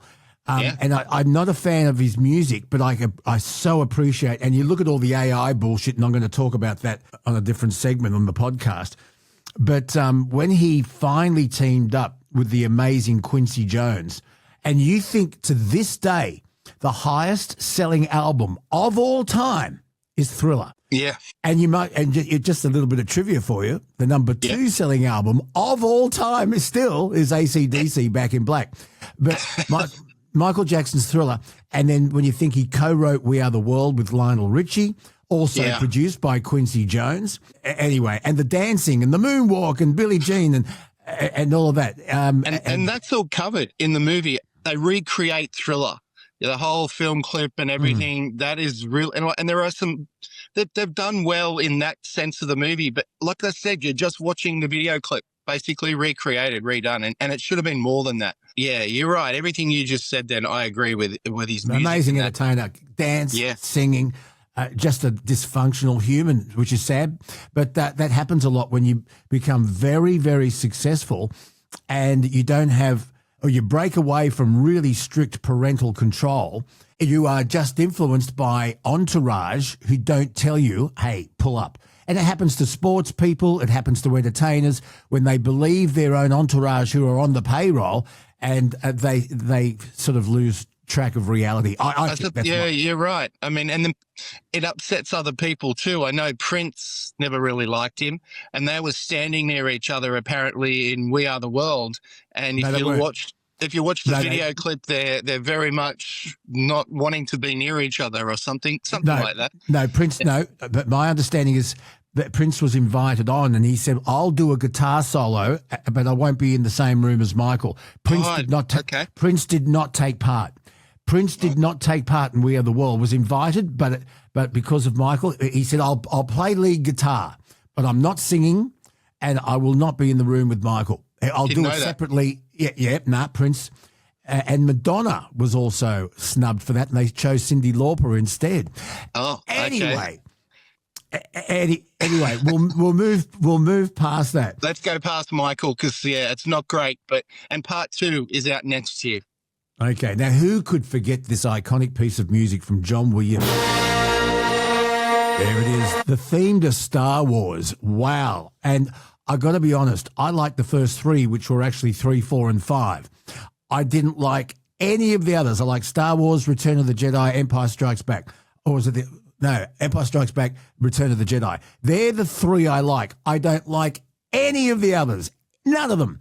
But you know what I will do? I'll watch this and I will watch it on a big screen. Tell me about it. I'm a Star Wars nerd, right? Now, I don't want to bore people because I love my Star Wars and I like them all for different reasons, but those 3 you mentioned obviously are still the best in my favorites. Oh, without a doubt. Episode 4, 5, and 6. And Star Wars is the original from 1977. Did I get that right? Or 76? 77. It is a space western, and George Lucas, who is just incredible, and he's done some pretty unusual things over the years outside of Star Wars and Indiana Jones, but he's still pretty cool. This new one is called The Mandalorian and Grogu. It is a spin-off of the Mandalorian television series, and they haven't had a big movie, a Star Wars movie in cinemas for years because people are sort of not off them, but it hasn't got the impact it used to. And I get that. I mean, and again, a lot of kids don't even watch Star Wars, don't like it, whatever. I understand that. But this new movie, which I literally only just saw it a couple of days ago. It's a little bit back to the magic of those original 3 movies, I've got to say. And if you've seen the series The Mandalorian, you know what I'm talking about. And Grogu is basically Baby Yoda. So, like the tiny little Yoda character. Yoda is he? Yeah. Well, he's baby, so he doesn't talk much just yet. But I don't want to give spoilers away. Look, it is no classic Star Wars, but the magic is back. All I'll say is, without boring people, the music, the action scenes, the references to a few other Star Wars movies, but it is its own thing as well. I liked it a lot. I really did. So bringing back the magic, Star Wars. What number Star Wars is it? Well, it's a standalone because it's a spin-off from the series, but out of the movies, you had the 3 trilogies, so that's 9. You had Rogue One, you had Solo, 12. So it's like the Rocky franchise. I've lost count. Yeah, yeah. Well, there's going to be a prequel to Rocky made soon, apparently, with a young Sylvester Stallone showing him as he was going to make the movie. So not an actual Rocky movie, but about Stallone when he was, living on the streets or whatever he was doing before Rocky came out. Philadelphia. Yeah, in Philadelphia. So that'll be interesting. However, I think to answer your question, I think 11 or 12 Star Wars movies, not including the television shows, something like that. But this new one, Mandalorian and Grogu, I really liked it. The kids are going to like it. The adults who like Star Wars are going to like it. And it's feel good. It's action packed. And it's back to the old style of Star Wars. So it worked for me. I liked it a lot. Out of 5? 4. Whoa. Yeah, that's still not perfect. No, it's not perfect, but it's pretty good. I should ask you, what would you give 5 to? What's your perfect movie? What is your The Shining. perfect? I Jack really Nicholson. love. Yeah, The Shining. I don't give anything really 5 stars. It'll be 9.5 out of 10 or 4.5 out of 5. You know, I'm struggling not to give The Sting 5. I just love it on so many levels. Yeah, on so many levels. The Sting with Redford and Paul Newman. Anyway, that's just me. Now, Sally Field. Do we start off? Let's start off with the themes of Gidget, shall we? No, The Flying Nun. The Flying Nun. Okay, here's a little bit. See if you remember this. This is The Flying Nun, black and white telly in the 60s.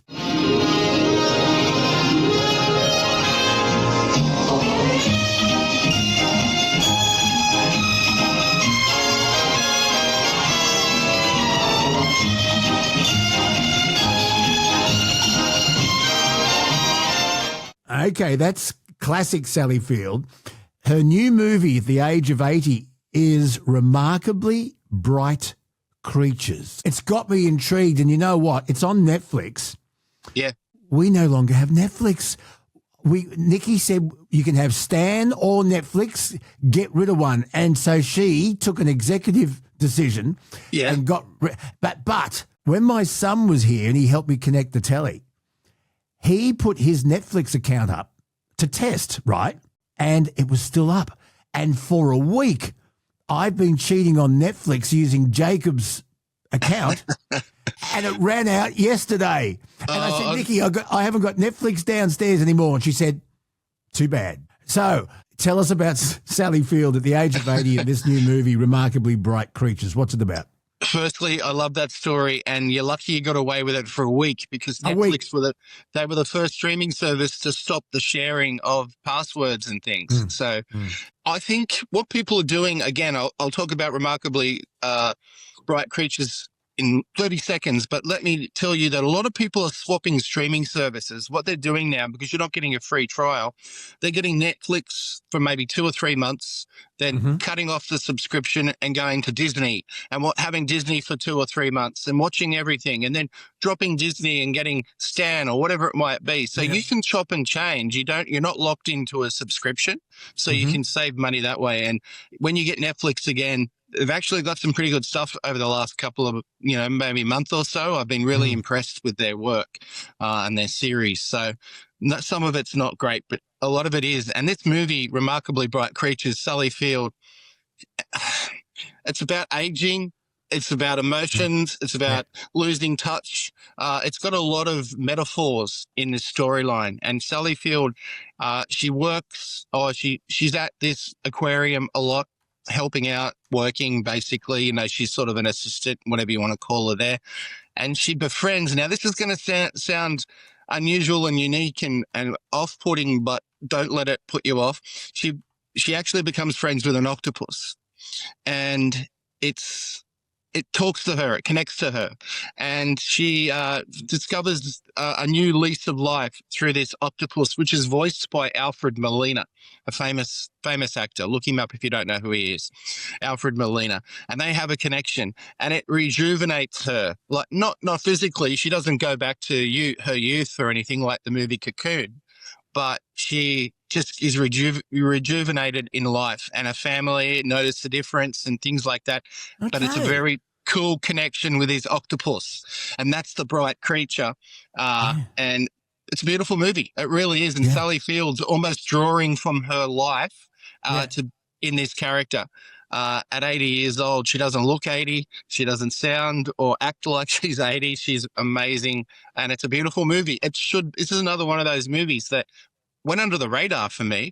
It was suggested to me by a talkback caller on one of the radio stations I work on, and she told me to watch it. She loved it. I took it down, watched it, and now I'm going to review it next time I'm on air. So, beautiful movie, Remarkably Bright Creatures. I saw the documentary, My Friend the Octopus, and that was moving. That was unbelievable. These creatures are so smart. But isn't it funny? You think of the unbelievable catalogue of work that Sally Field has under her belt.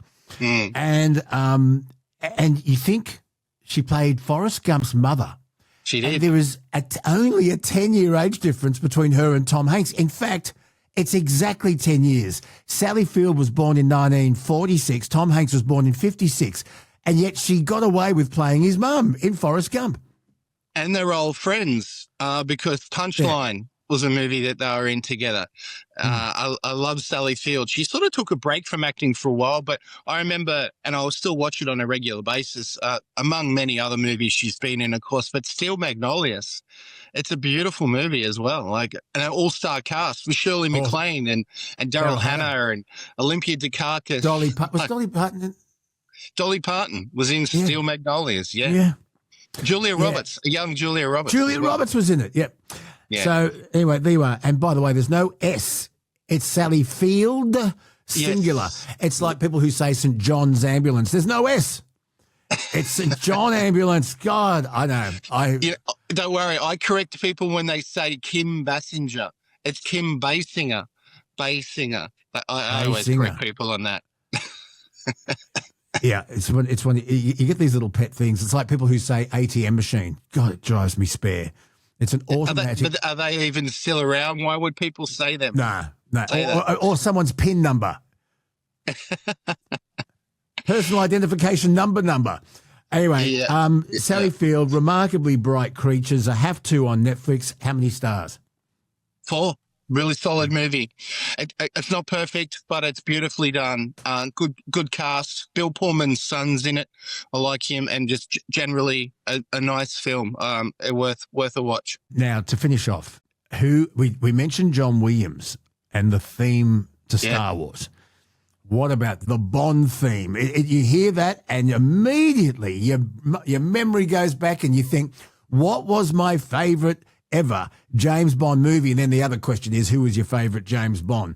But the reason you're bringing this up today is there are auditions underway for the new James Bond. Yeah, this has been talked about for a long time because there's going to be another James Bond, of course, and I don't want to go naming names, too many of them anyway. No, because drop a few. Drop a few.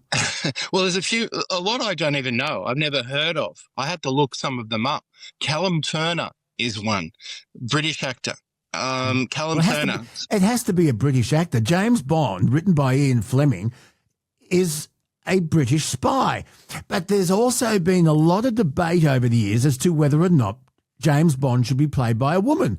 Yeah. His name's James. Ian Fleming wrote it about a male British spy who had a license to kill. How could it be? I'm not being sexist, but how could James Bond possibly be a woman? And it's got to be British. Well, wasn't Sean Connery? George Lazenby was Australian. Yeah, and Sean Connery was Scottish. Scottish? Well, is that right? Well, UK. Yeah, you're right. Well, Callum Turner is one. Richard Madden is my choice, but he seems a bit old because a lot of the people they're auditioning are very much in their 30s, very young. Let's say late 20s, 30s, it seems. Jacob Elordi is Australian. He's on top of the list as well. I like Richard Madden, but I think he's just going to be too old for what they're looking for. But it's worth just noting that progress has happened. This has been talked about for a long time. Who's going to be the next James Bond? They're on the move, and it'll make international headlines when it happens. I don't know about the female James Bond thing. I think eventually he might have like an assistant, a helper that's female, but I don't know if they'll actually go with a female James Bond. Maybe they will. Anything could happen. I guess. But yeah, the next James Bond, I think, will be male unless they to pull one out of left field. But Jacob Elordi, the Australian actor, and Callum Turner seem to be the top two. Richard Madden, like I said, is my choice. And there'll be other people that they interviewed that I've never even heard of. I don't even remember some of their names. I saw a big list. But why are they leaking the list? I think it should be a surprise. Because they want people to talk about it. I mean, I suppose. I think it was Oscar Wilde who said there's only one thing worse than being talked about, and that is not being talked about. But did you like George Lazenby? Did you like George Lazenby? No, I would say my favourite James Bond was Roger Moore. Yeah, I like Timothy Dalton. I think he was pretty good. And he was the prototype of Daniel Craig. He was the more serious James Bond. But I think Roger Moore got the comedy just right as well. Yeah. But that's just me. And I love The Spy Who Loved Me, which incidentally, you talk about James Bond themes. Yeah. Because if you get the gig of singing the James Bond song, your career it's amazing. And the Spy Who Loved Me was Carly Simon. Nobody does it better. Yep. But it was written by Marvin Hamlish. But there's another musical piece of trivia associated with that movie, and can you guess what it is? Was it that they made the car, the Lotus, especially for the movie? No, it's a musical connection. Oh. Okay, so you've got Nobody Does It Better, sung by Carly Simon, written by Marvin Hamlish, and the other musical connection is the Bond girl was Barbara Bach, who was married to Ringo Starr. Of course. Did you like that? I loved it. I didn't know where you were going, but I knew it as soon as you said Barbara. No one knows where I'm going. But you think about License to Kill, Gladys Knight. You think about I just mentioned Carly Simon, Sheena Easton, For Your Eyes Only. Oh yeah. Live and Let Die. What about that by Paul McCartney and Wings? Yeah. Shirley Bassey's been in there. Even Nancy Sinatra. I think she was You Only Live Twice. Bassey's Goldfinger is still. Yeah, so you have a Bond hit and you are almost set. It does amazing things for your career. So do we know what the song's going to be? No, not yet. We haven't even got a title yet, but it'll be all brought out into the open eventually, and they need to do it because MGM and Amazon have the rights now. So they're the ones that are making it, and Amazon will put up most of their stuff on streaming, but they have been releasing movies in cinemas. They have to release the Bond movies in cinemas, obviously. Richard Kiel, who played Jaws in The Spy Who Loved Me, and Moonraker, the big tall guy with the metal teeth. Yeah, metal teeth, yeah. Yeah, I met him. I interviewed him. No way, did you? Before he passed away, he was in a wheelchair because he was extraordinarily big, and we talked, and he signed a poster, a Moonraker poster for me. Oh, really? And we spoke. He was in Pale Rider, and I love Clint Eastwood, so we spoke about Clint Eastwood as well. But I got to meet him before he passed away. Yeah. Can you take a snapshot of that poster and so Kelsey can post it? I'll see if I can find it. It's in storage with all my movie memorabilia. It should be up proudly on your wall. Oh, I have so much movie memorabilia. That's something we should talk about. My autographs, my collection. I'll do my best, but I can't promise that because it's in storage, and I've got a lot of stuff packed away.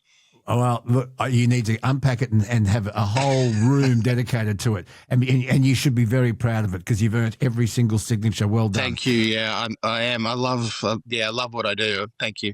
Yeah, you got one of the best jobs in the world, but you're very, very good at it. We love you, Shane Adam Bassett from Sky. Thank you again. We'll talk again in about a month because a lot will happen between now and then.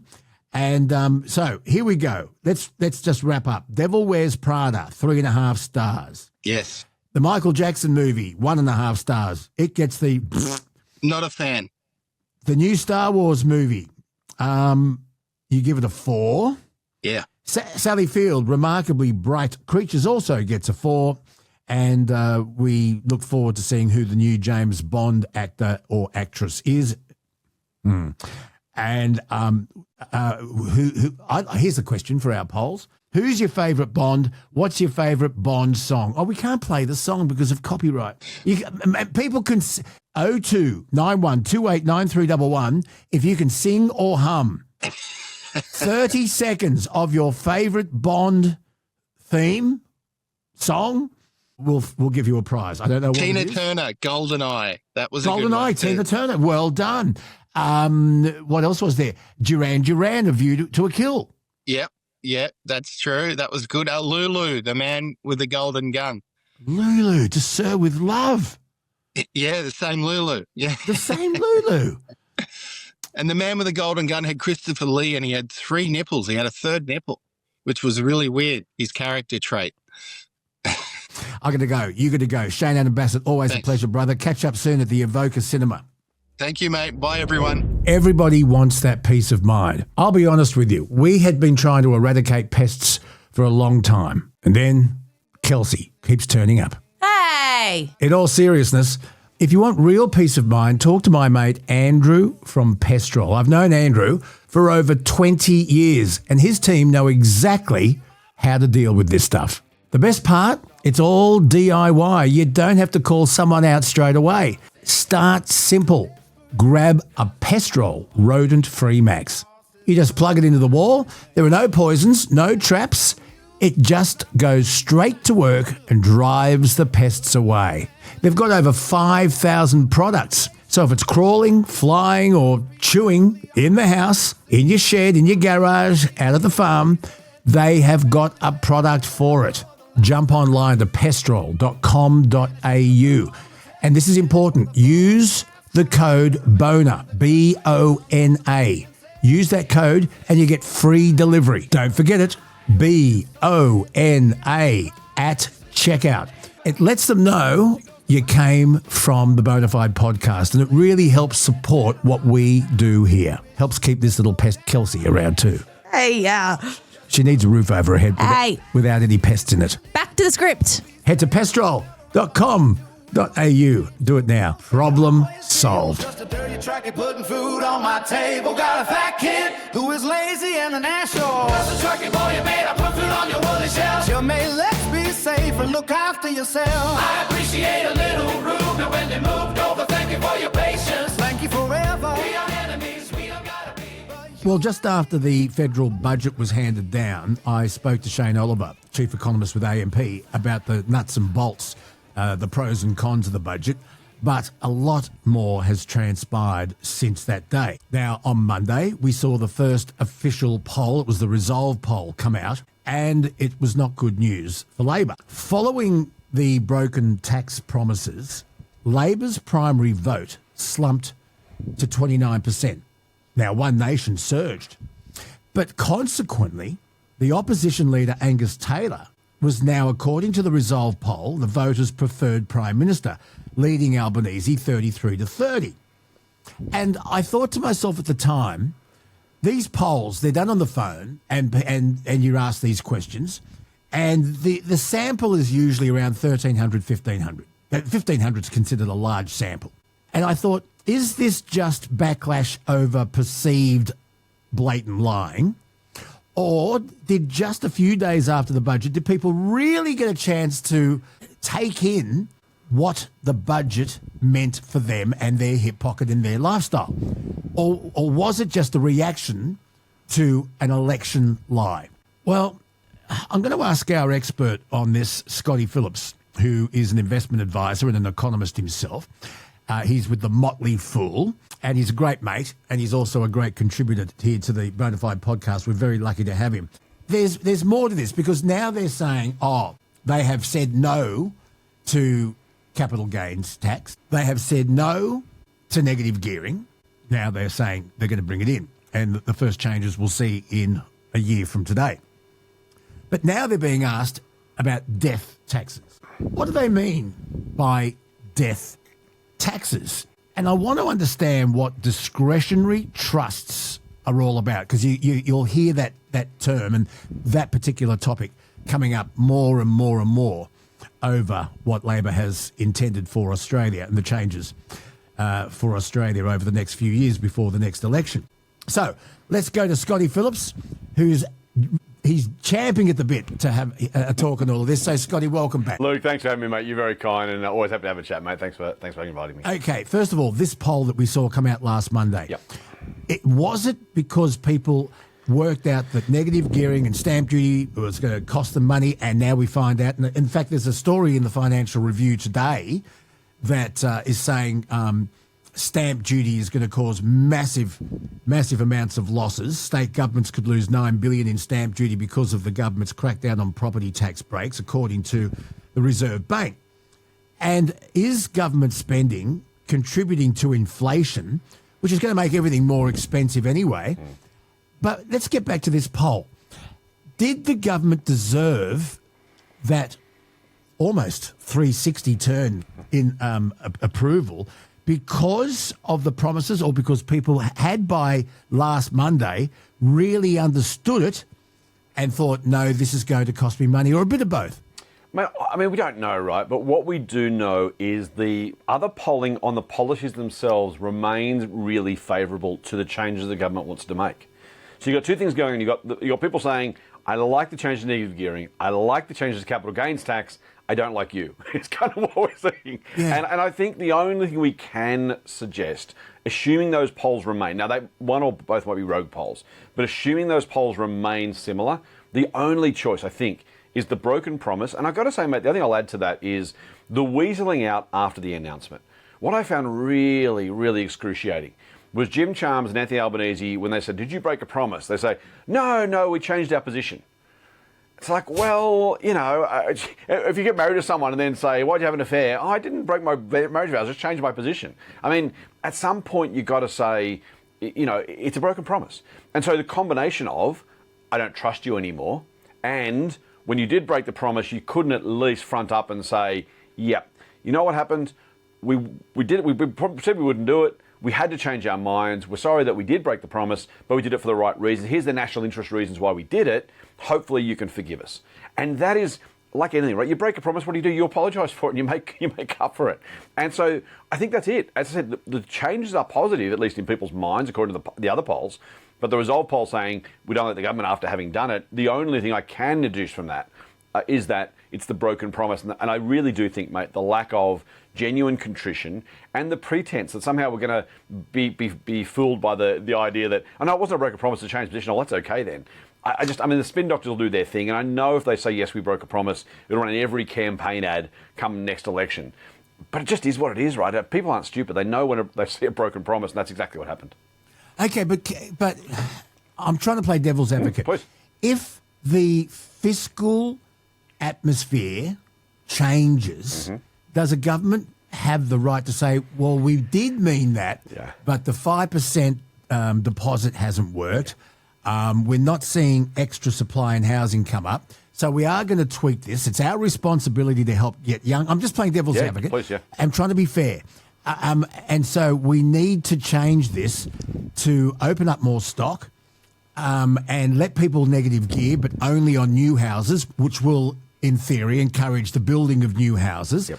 And we can make these changes. Now, we talked on an earlier version of the podcast this week about John Howard, who, when he took over from John Hewson, who brought up a consumption tax and tried to explain it through a birthday cake analogy with Mike Willisey, which was an absolute effing disaster because it showed how confusing the changes were. And John Howard was asked in 95, would you introduce a consumption tax or a GST? He said no, but then he thought about it and he said, yes, we are. And he went to the 98 election on that platform, but had to tweak it. It reached a hostile Senate. The GST could not include food, pharmaceuticals and other essential needs. But he did go to the 98 election with a mandate to introduce it. It was almost a referendum on the GST, the 98 election. So does the government, in your point of view, have a mandate to do this?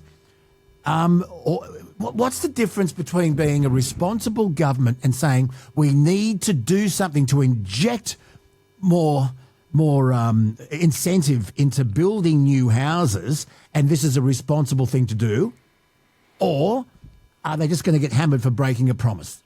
So I don't have to stand for Parliament, right? So I don't have to worry about the politics of it. The answer in my mind, mate, is very clear both. They are absolutely right to introduce these changes, in my opinion. I've been calling for these changes for longer than they've actually been government policy, right? So for years, I've been saying we should make some changes to these things for some of the reasons highlighted by the government, for other reasons as well. And so they should have made the changes, absolutely. And yes, it's a broken promise. And I think both can be true and are true at the same time. The idea in my mind that you see a house on fire and you say, well, I promised the last election not to pick up a hose. No pun intended with ScoMo. I should have used that analogy. I promised not to pick up a hose, but I'll ask you next election, if you let me, then I'll pick the hose up and try and put the house out. It's a nonsense to pretend that a government can't and shouldn't pass different legislation as needs arise during a term just because they said something. Now, it's absolutely also a broken promise. The both are true at the same time. And lastly, the stupidity, every government does it. Julia Gillard did there'll be no carbon tax on a government-owned lead. I mean, the stupidity of making these promises before an election. Yes, I know gotcha politics is a thing. A politician who actually stands up and says, look, do you want a circus or don't you? I'm not going to rule things in or out because that's just stupid and it's playground stuff. I'm going to do what's right for the country. At the moment, here's my policy set. If circumstances change, I'll change my policies. And if the opposition want to attack me for being responsible, then they can have at it. And if you want to vote for them, knock yourselves out, I'm going to try and run the country in the national interest. That's all I need to do. You know, it's the leadership baton question that gets asked all the time. Or Adam Bant, God love him, I'm not a fan of the Greens' policies most of the time. I love their environment stuff, but the rest of it's a bit nuts. But when he was asked about the price of bread and milk, the reporter said, Google it.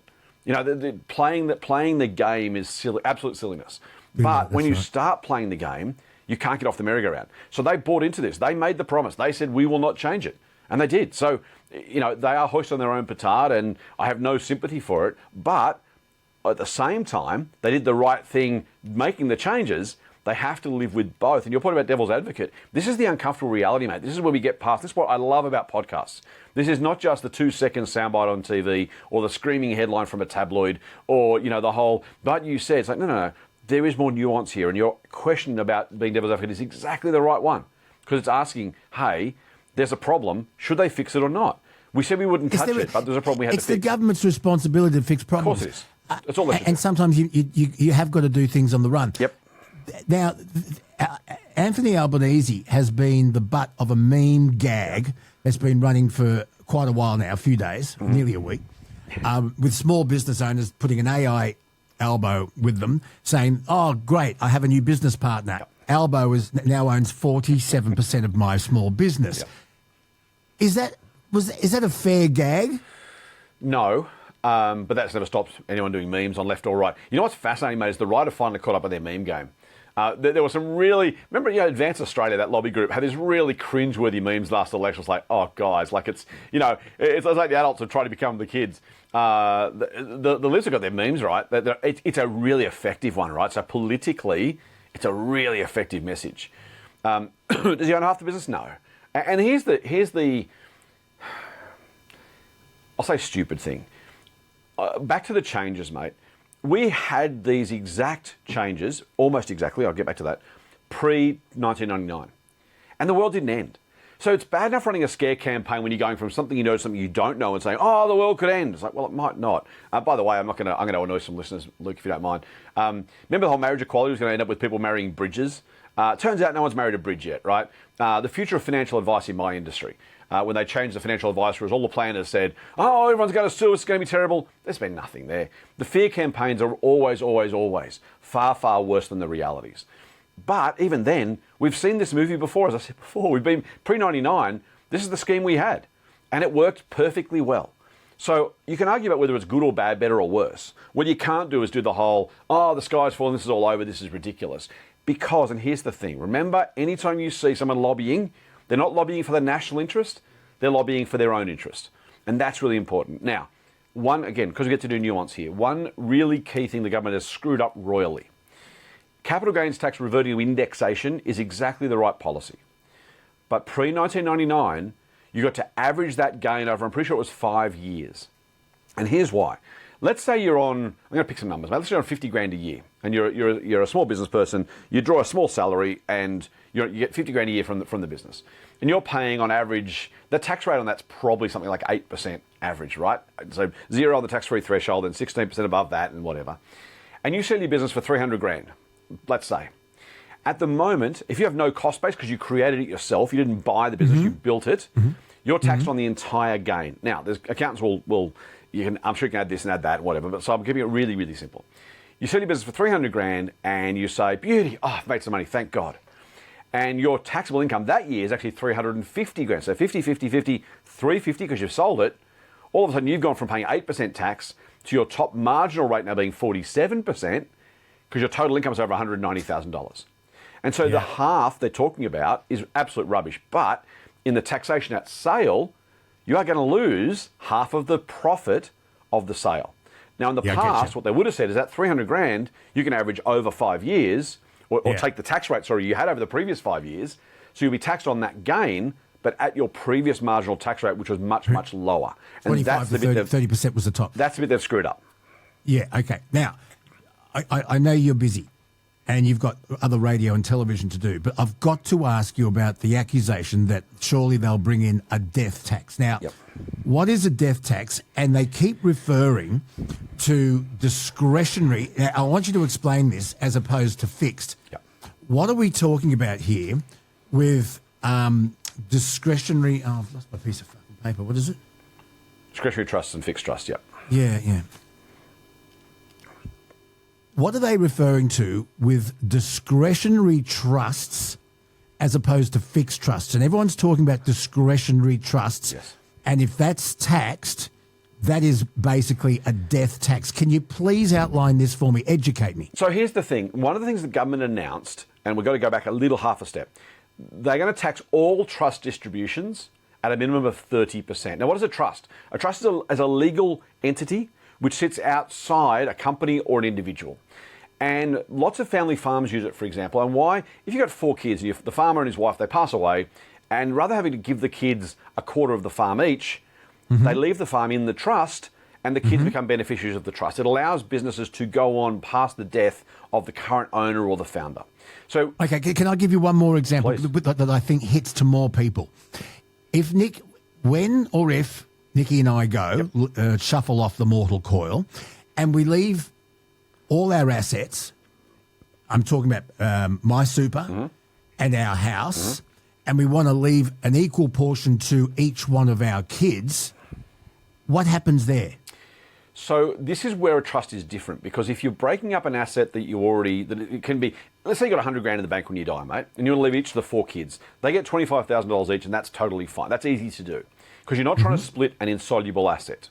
And this is where this is why the trust bit matters, right? So in that case, nothing changes. They get the money as they would now, and this change to the law, potential, I haven't passed it yet, has no impact at all on that inheritance. If you have a trust and you had 100 grand in the trust and you died, we'll keep it simple, and you died, the trust would still own the 100 grand.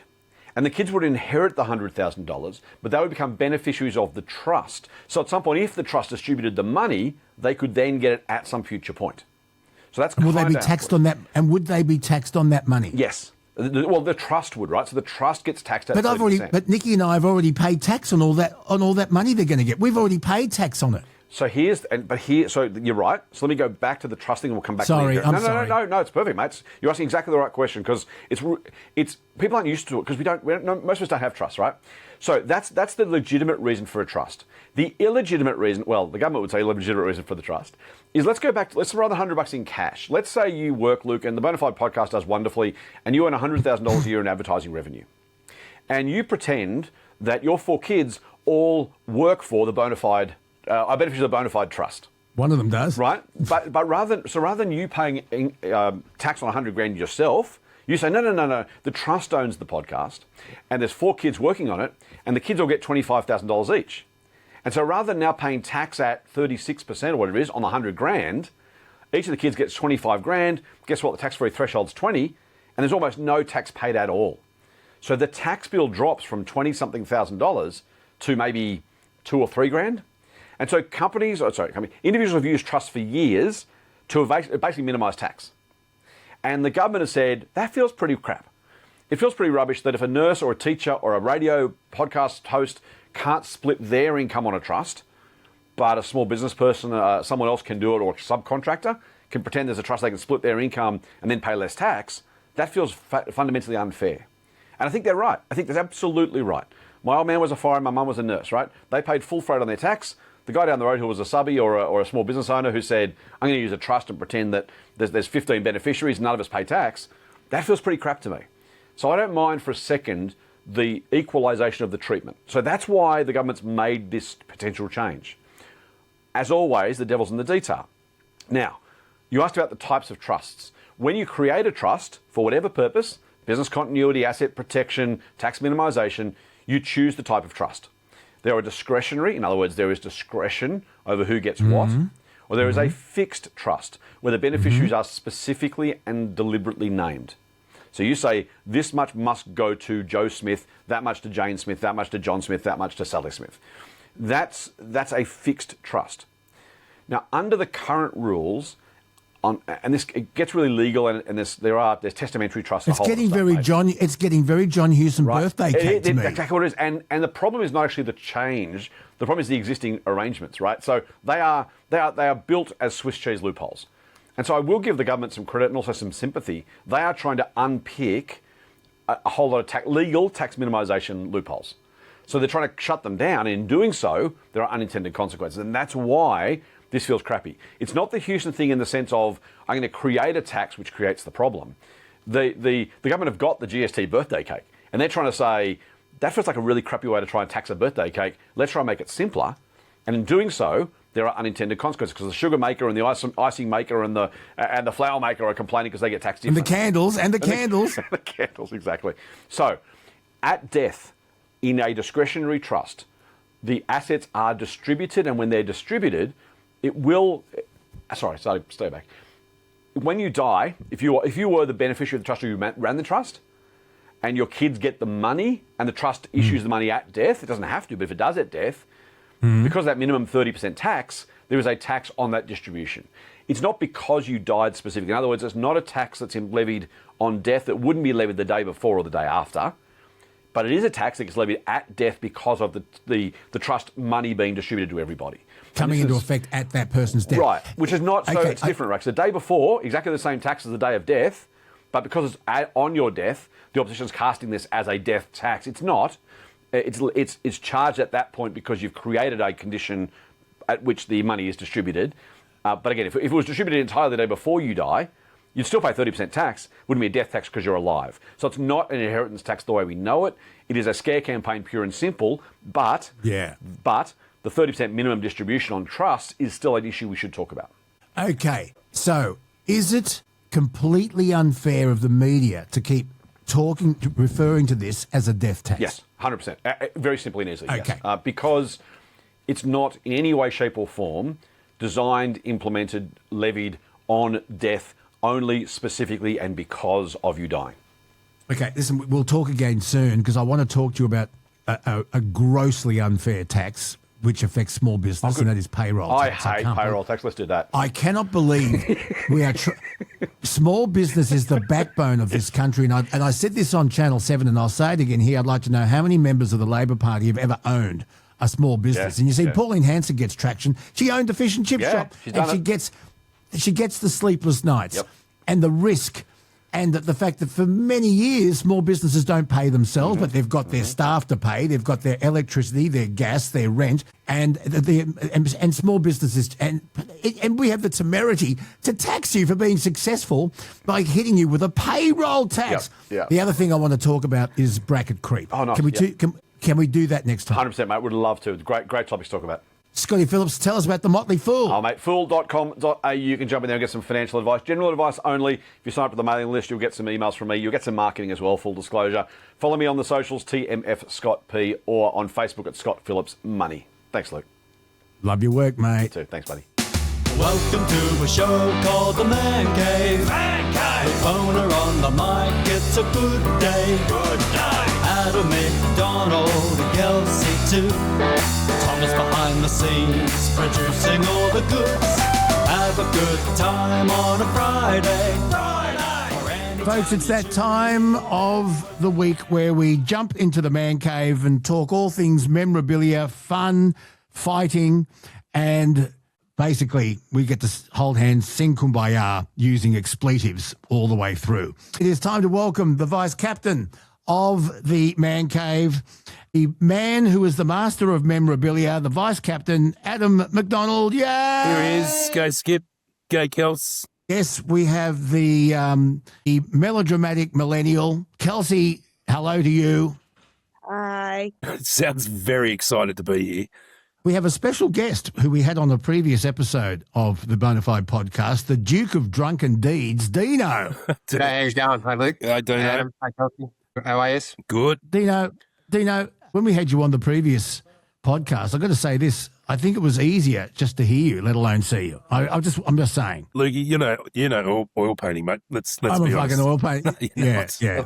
But at least I'm only in black and white. Yes. Hey, listen, Vice Captain, he's got the beanie on again. What's the temperature in Canberra as we speak? I'm not sure, but as I came to work, when the sun hits the frozen grass and the steam starts coming up, that's where we're at. And that's after you've urinated on it. That's where we're at. But we're still clinging on to autumn, where all the trees are different colours and it's still beautiful. But I reckon we've got about 2 weeks until it's going to be almost uninhabitable. Of course, Adam is with Evans Hastings, auctioneers, valuers. He's had a very exciting week. What have you flogged? I should have said you are the undisputed king of unders and overs. So What's going on? What's going on? I've got a whole bunch going on at the moment. I've got a big Lego sale coming up, which, everybody loves Lego. I've got a vintage men's fashion sale coming up with leather jackets and Italian leather shoes. I've got that Bosendorf. Remember this piano that I've been talking about? Yes. Yeah. So probate's finally gone through. I get to list it and I get to sell this grand piano that had been sitting in my warehouse for almost a year now. So keep your eyes peeled on ehva.com.au for the Bosendorfer piano. It's coming up soon. Now, I sent you a Bosendorf black concert grand piano that was for sale. I saw that. And the reason I sent it to you is because, oh, God, I wish I had the photo in front of me. It was about 100K. It was $999.95. It was 100K. Yep. It's now 79. Now, if you bought a car for 100K and then 8 months down the road, the still in the showroom car was valued at 79, you'd think, jeepers, creepers, what's going on here? Or maybe that's a bad analogy. But is it kind of like beautiful, full-sized slate felt snooker tables that people can't give away? No. You either really want it or you want to get rid of it. Yeah, I went and had a look at an estate in Bowral the other week and they had a full-size snooker table, slate snooker table, and they said, do you reckon we'll get $2,000? I said, I don't think you'll get 200 because no one has the space or the means to move it. It's funny. But the thing with this Bosendorfer piano, I don't think it's going to be losing much of its market because it's not like a car where it's on the road, it's been driven, it's done miles. This thing's been sitting idle for 30 years. Like I pulled it out of an estate in Forest down here that hadn't been touched. The house was literally falling down and this piano was under a tarp in the lounge room. And so I pulled it out of there. So I reckon I'm going to get a good coin for it. I just got to find the right buyer. Well, I've got to find two buyers. That's what I've got to do. You've got to find the right buyer. And people are, however, still making man caves, but they haven't got room for a full-size snooker table. No. And so what I've got is I've got a regulation pub-size 8x4 slate pool table in my man cave. And you could, but I don't want a snooker table. I hate the game. I like playing pool in a pub. Yeah. But the other thing, you and I talked about pinball machines, and when AMD were clients of mine on Triple M, I had a number of proper, functioning, mechanical pinball machines in my man cave. A lot of fun. But there was only a 3-month warranty because there were so many moving pictures. Well, guess what I found? Virtual pinball machines. They look like a pinball machine. They have flippers that have sensors. It has a rumble motor in it that makes noise, but you push a button and it plays 1,000 different games. It can go from Star Wars to... It's not the same. It's not the same. Like, isn't it? No, it's not the same. It's like you've had one of those electronic dartboards.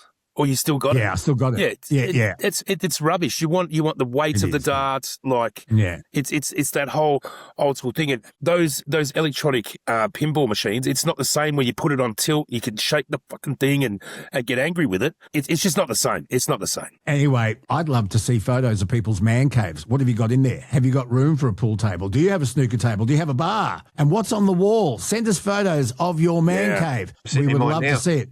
Now, we've got Dino. Now, Dino was on a previous podcast and we asked the question, what's the dumbest thing you've done when you've been on the drink? And he told this unbelievable story, Vice Captain, about going fishing. I think they budgeted a case. It was him and the mate, and they had a case and a half per day budgeted for beers. Between yous? Each. Jesus. And he fell in the water. He'd spotted 48 crocodiles earlier that day. And it is the most amazing story. And I urge our listeners to go back to a previous podcast and hear Dino's escape from the crocodiles and the top end up at the Cape. Frightening stuff. And he fell in the water, Vice Captain, at night time. Just quickly paraphrase what I'm saying, Dino. G'day, welcome again. Tell the Vice Captain what happened with the crocs. We're up fishing in Arnhem Bay up northeast Arnhem Land. Went in the morning, went in and put all the crab pots in. And when we were in there, we counted about 48 crocs in the area. So when we come out, and then later that night, went out fishing all day, on the drink all day, went out fishing that night, checked the crab pots, I come back out and the boat lost power. So the stereo was up full bore. When my mate got the power back going on the boat, he's hit the throttle and let it go. Stereo's come full bore, the lights are off. I've gone over the side because I was asleep. I nodded off standing up. He was, Adam, he was asleep standing up. What were you listening to? I don't know what it was. It was bloody everything. Elton John, Crocodile Rock. Yeah, it was bloody, I know it was flat out. No, I know, as I come up out of the water, I thought, I counted 48 crocs here today, and I couldn't see a thing, couldn't work out where the land was, but I could hear the boat going away, and I could hear the music playing, but I couldn't see it. I was up in the water for 15 minutes. My mate's got the spotlight in one hand, and he's trying to get me to get in the boat, and I'm trying not to splash, and I'm screaming trying to scream softly, like, Jason. So I couldn't attract attention. And as I'm trying to get back in the boat, long story short, of getting up the back, I kept falling off the ladder because I was exhausted. So hey, exhausted or pissed? Both. Yeah, there you go. Always drink responsibly. Adam, we've got to say this regularly, okay? I always drink responsibly. Thank you. Keep going, Dino. Anyways, my mate's grabbed me one-handed with the spotlight in the other hand. He's dragged me over the side of the boat, which is probably about a metre up the sides to the gunnels. And as I've hit the floor and he's told me, he says he reckons he's seen a set of eyes drop down behind me as he dragged me in. Jesus. And as I got up off the floor of the boat, about 3 metres off the side of the boat, there was a croc sitting there. Wow. Scared the shit. I still think about it to this day, actually. Yeah, I can tell you a story. Yeah. I used to drink. You're going. I used to drink at an establishment called the Wild Turkey Bar that was in Chatswood on the lower north shore of Sydney. This was when I was in year 12. Almost 18, but we used to drink there regularly. And me and my best mate, Uncle Kano, were walking home one night, and I was pushing him in a shopping trolley. And we get to this part, and there's this big tree, and Uncle Kano says, "Do you reckon we can get the shopping trolley up in the tree?" And I reckon we can. So he climbed up, I passed it up to him, then I climbed up over him, and I reckon it took us about 2.5 hours. This is like 3 o'clock in the morning, and we got this shopping trolley right up the top of this tree. And this is in the middle of summer where the leaves are there, and didn't think anything of it. I remember a couple of months later, I was sitting on the bus going to school, and I look at this tree, and I thought, fuck, there's that shopping trolley. It was still there. I thought you were going to say that you were still in the shopping trolley. No, the shopping trolley was still in the tree. How's Uncle Kano going to get big Vice Captain up in a tree with a trolley? Yeah, exactly. I was lucky to get up the tree, to be honest. I mean, at least when Dino fell in the water, he had gravity helping him. Gravity doesn't help you get a trolley up in a tree. No. Yeah, so I reckon it might even still be there. So if anyone's going down Victoria Avenue in Chatswood, have a look in the trees. There might be a shopping trolley still up there. I'll have a look. I drive past there every now and then. Yeah. Always drink responsibly. Very responsibly. Now, the reason we got Dino back on the man cave, brother, is because he has another story to tell. Dino, tell us about being chased by a buffalo. Well, while I was living up there, as I said, I lived in Nhulunbuy for about 4 years, full time. And I used to walk my dog every afternoon. I used to go down past Town Lagoon. And you'd walk this Town Lagoon, it was on sand. Like the path that went down the side, you had scrub on one side and you had the water on the other. And you'd walk past croc traps that had set. So, and then there's landings, you can go out and look at the native birds and stuff like that. So it was a bit of a nice walk. It's only a narrow sandy path. I'm walking down with my dog and he had him off the lead and that. I'm only got my thongs on, plodding along. And I could smell something. I thought, there might be a croc in the trap down here. Not thinking anything else. My dog's taken off into the scrub. I think I'm calling him back now. Costa, get back in, get back in. I heard this almighty commotion in the bush and all this rustling. And I thought, hang on, that smell I can smell, that's a buffalo. The next thing I hear is this massive roar. My dog comes racing out from the scrub in front of me, runs straight past me, back up the path that we just walked down, and I could hear this buff coming screaming out of the bush chasing me dog. So I got my thongs on, start running with my thongs, and I was like, piss them things off, and I've taken off, and I kept running into town. This buff's still following me. I'm in the main street of town of Arnhem, of Nhulunbuy, and this buff's in town with me. So I ended up running myself into the Arnhem Club to try and get away from this thing. My dog's run home. He left you stranded. Yeah. My dog's like, this thing's too big for me. I'm out of here. What do buffaloes smell like? Yeah. Like shit. Yeah, right. They stink. Did you ever think of doing the Crocodile Dundee thing and putting your fist out with your finger and your thumb? Well, and if you'd seen the way this thing was running at me, you would have run as well. And they kill more people than crocodiles up there. Are you serious? Yeah. Yeah. Are they fast? Yeah. I lost me thongs. He lost his thongs. You busted a plugger. Yeah. Someone would have ended up with one. No, seriously, are buffaloes that dangerous up there? How many are there? Oh, there's thousands of them up there. I couldn't tell you really, that number. they're really aggressive, are they? No, if you provoke them, they are. Doesn't help when your dog runs in and bites one on the leg. Yeah. They're not real happy about it. So I wanted me dog, but then I was in the middle of hitting me dog, so I had to run. With all this time you've spent out there, I mean, you talked about buffaloes. Did you see any wild boars? They're pretty aggressive too, apparently. Yeah, we have seen them, but we've I never went hunting or anything up there with them for them or anything like that. But a lot of the guys did. I got a mate of mine his parents were real adventurers, Vice Captain, me mate Pete. And his parents, Auntie Sylvia and Uncle Ken, were kind of like the Leyland brothers. Before the Leyland brothers, they had video cameras and they would go out into the scrub and film their holiday adventures.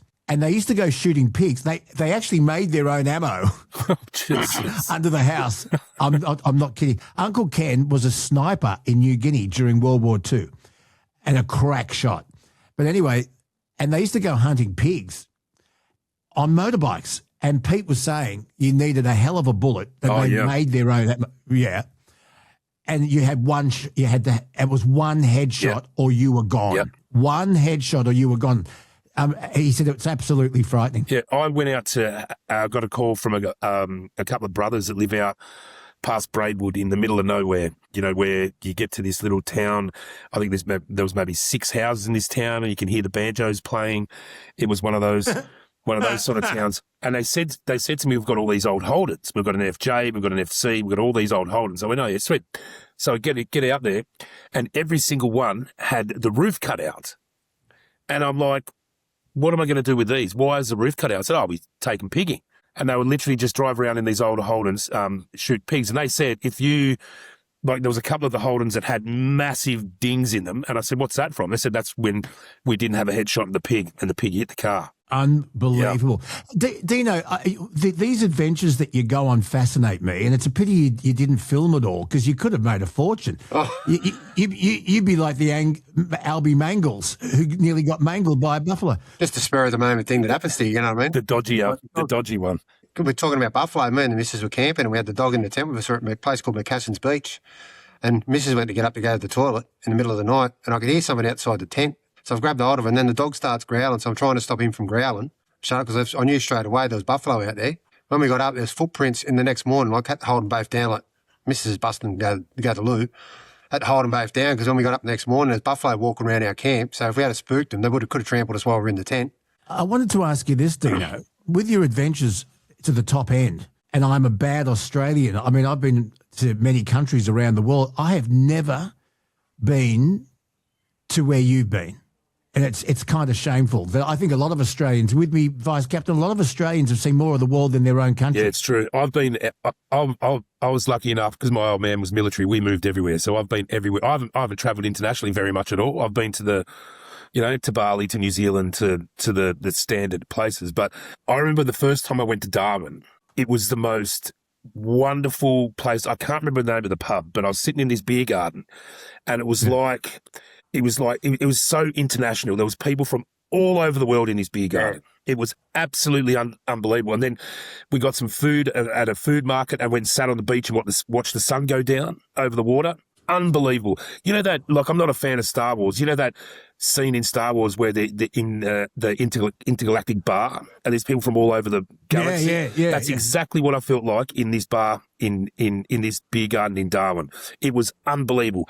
Africa, like, everywhere, people from everywhere. Everyone was just on the drink having a good time. It was a wonderful time. Well, it's funny because the millennials' mum, the minister, she and Kelsey's dad lived in Darwin for a while. And Nikki says exactly that, Vice Captain.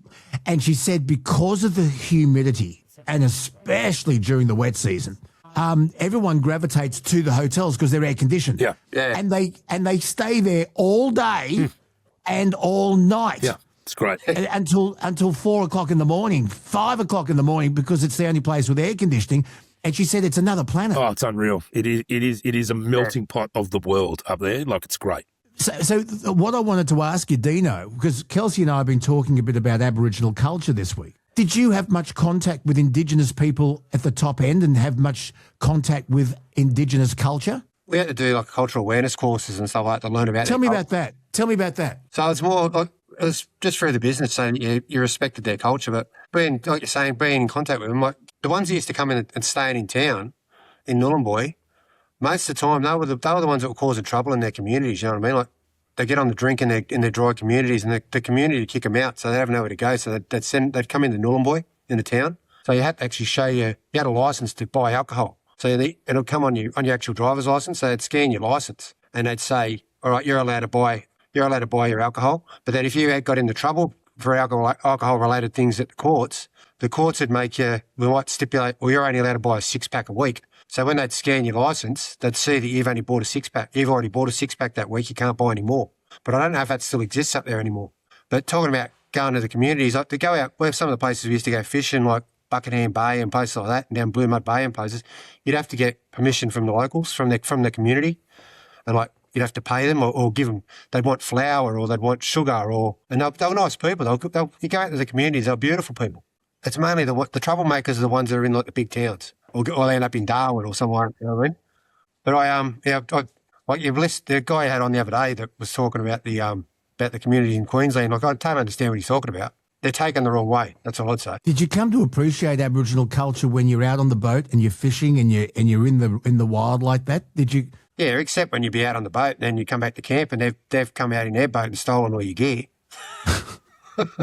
We shouldn't have done it. You're not supposed to take alcohol through their communities, but we'd have it on our boat, hidden in the boat, so we go out on the water. But you're not allowed to. If you pulled it out in the community, they could take your boat off you. I've had a lot to do with Aboriginal communities. Wonderboy's mum did a lot of work in Hermansburg with the Namatjira family, the artist family. So Wonderboy spent a lot of time up there. I just think you got to respect them, their traditions and their culture. And at the end of the day, it's their place. We're visitors. What do you make of this, Kelsey? I didn't know that technically you're not meant to bring alcohol through that. I just didn't know that before. I've never really heard of dry community. I know. See, it's another world, isn't it? This is Australia, and there is a rule, and it's there for a reason. Yeah, that's right. And fancy having your license or your identification able to be scanned, and they'd know how much grog you bought. That would never work in Sydney. It would never. No. There would be an absolute uproar, you know? If you went and bought alcohol for someone else and you got caught, then like you'd lose your privileges as well. So, because you get asked all the time, can you go and buy me some grog? And you go, no, I can't, mate, because you didn't know if they'd been banned or... And, well, I mean, I was talking to a bloke up at the bottle shop here, and they had a big sign out the front during schoolies saying anyone caught selling a minor alcohol, you're on camera and we will report you to the police. So there's a law that's often transgressed, Vice Captain. Oh, of course. You get young people who are under 18 and they'll go up to somebody and say, listen, can you go buy us some grog? Yeah.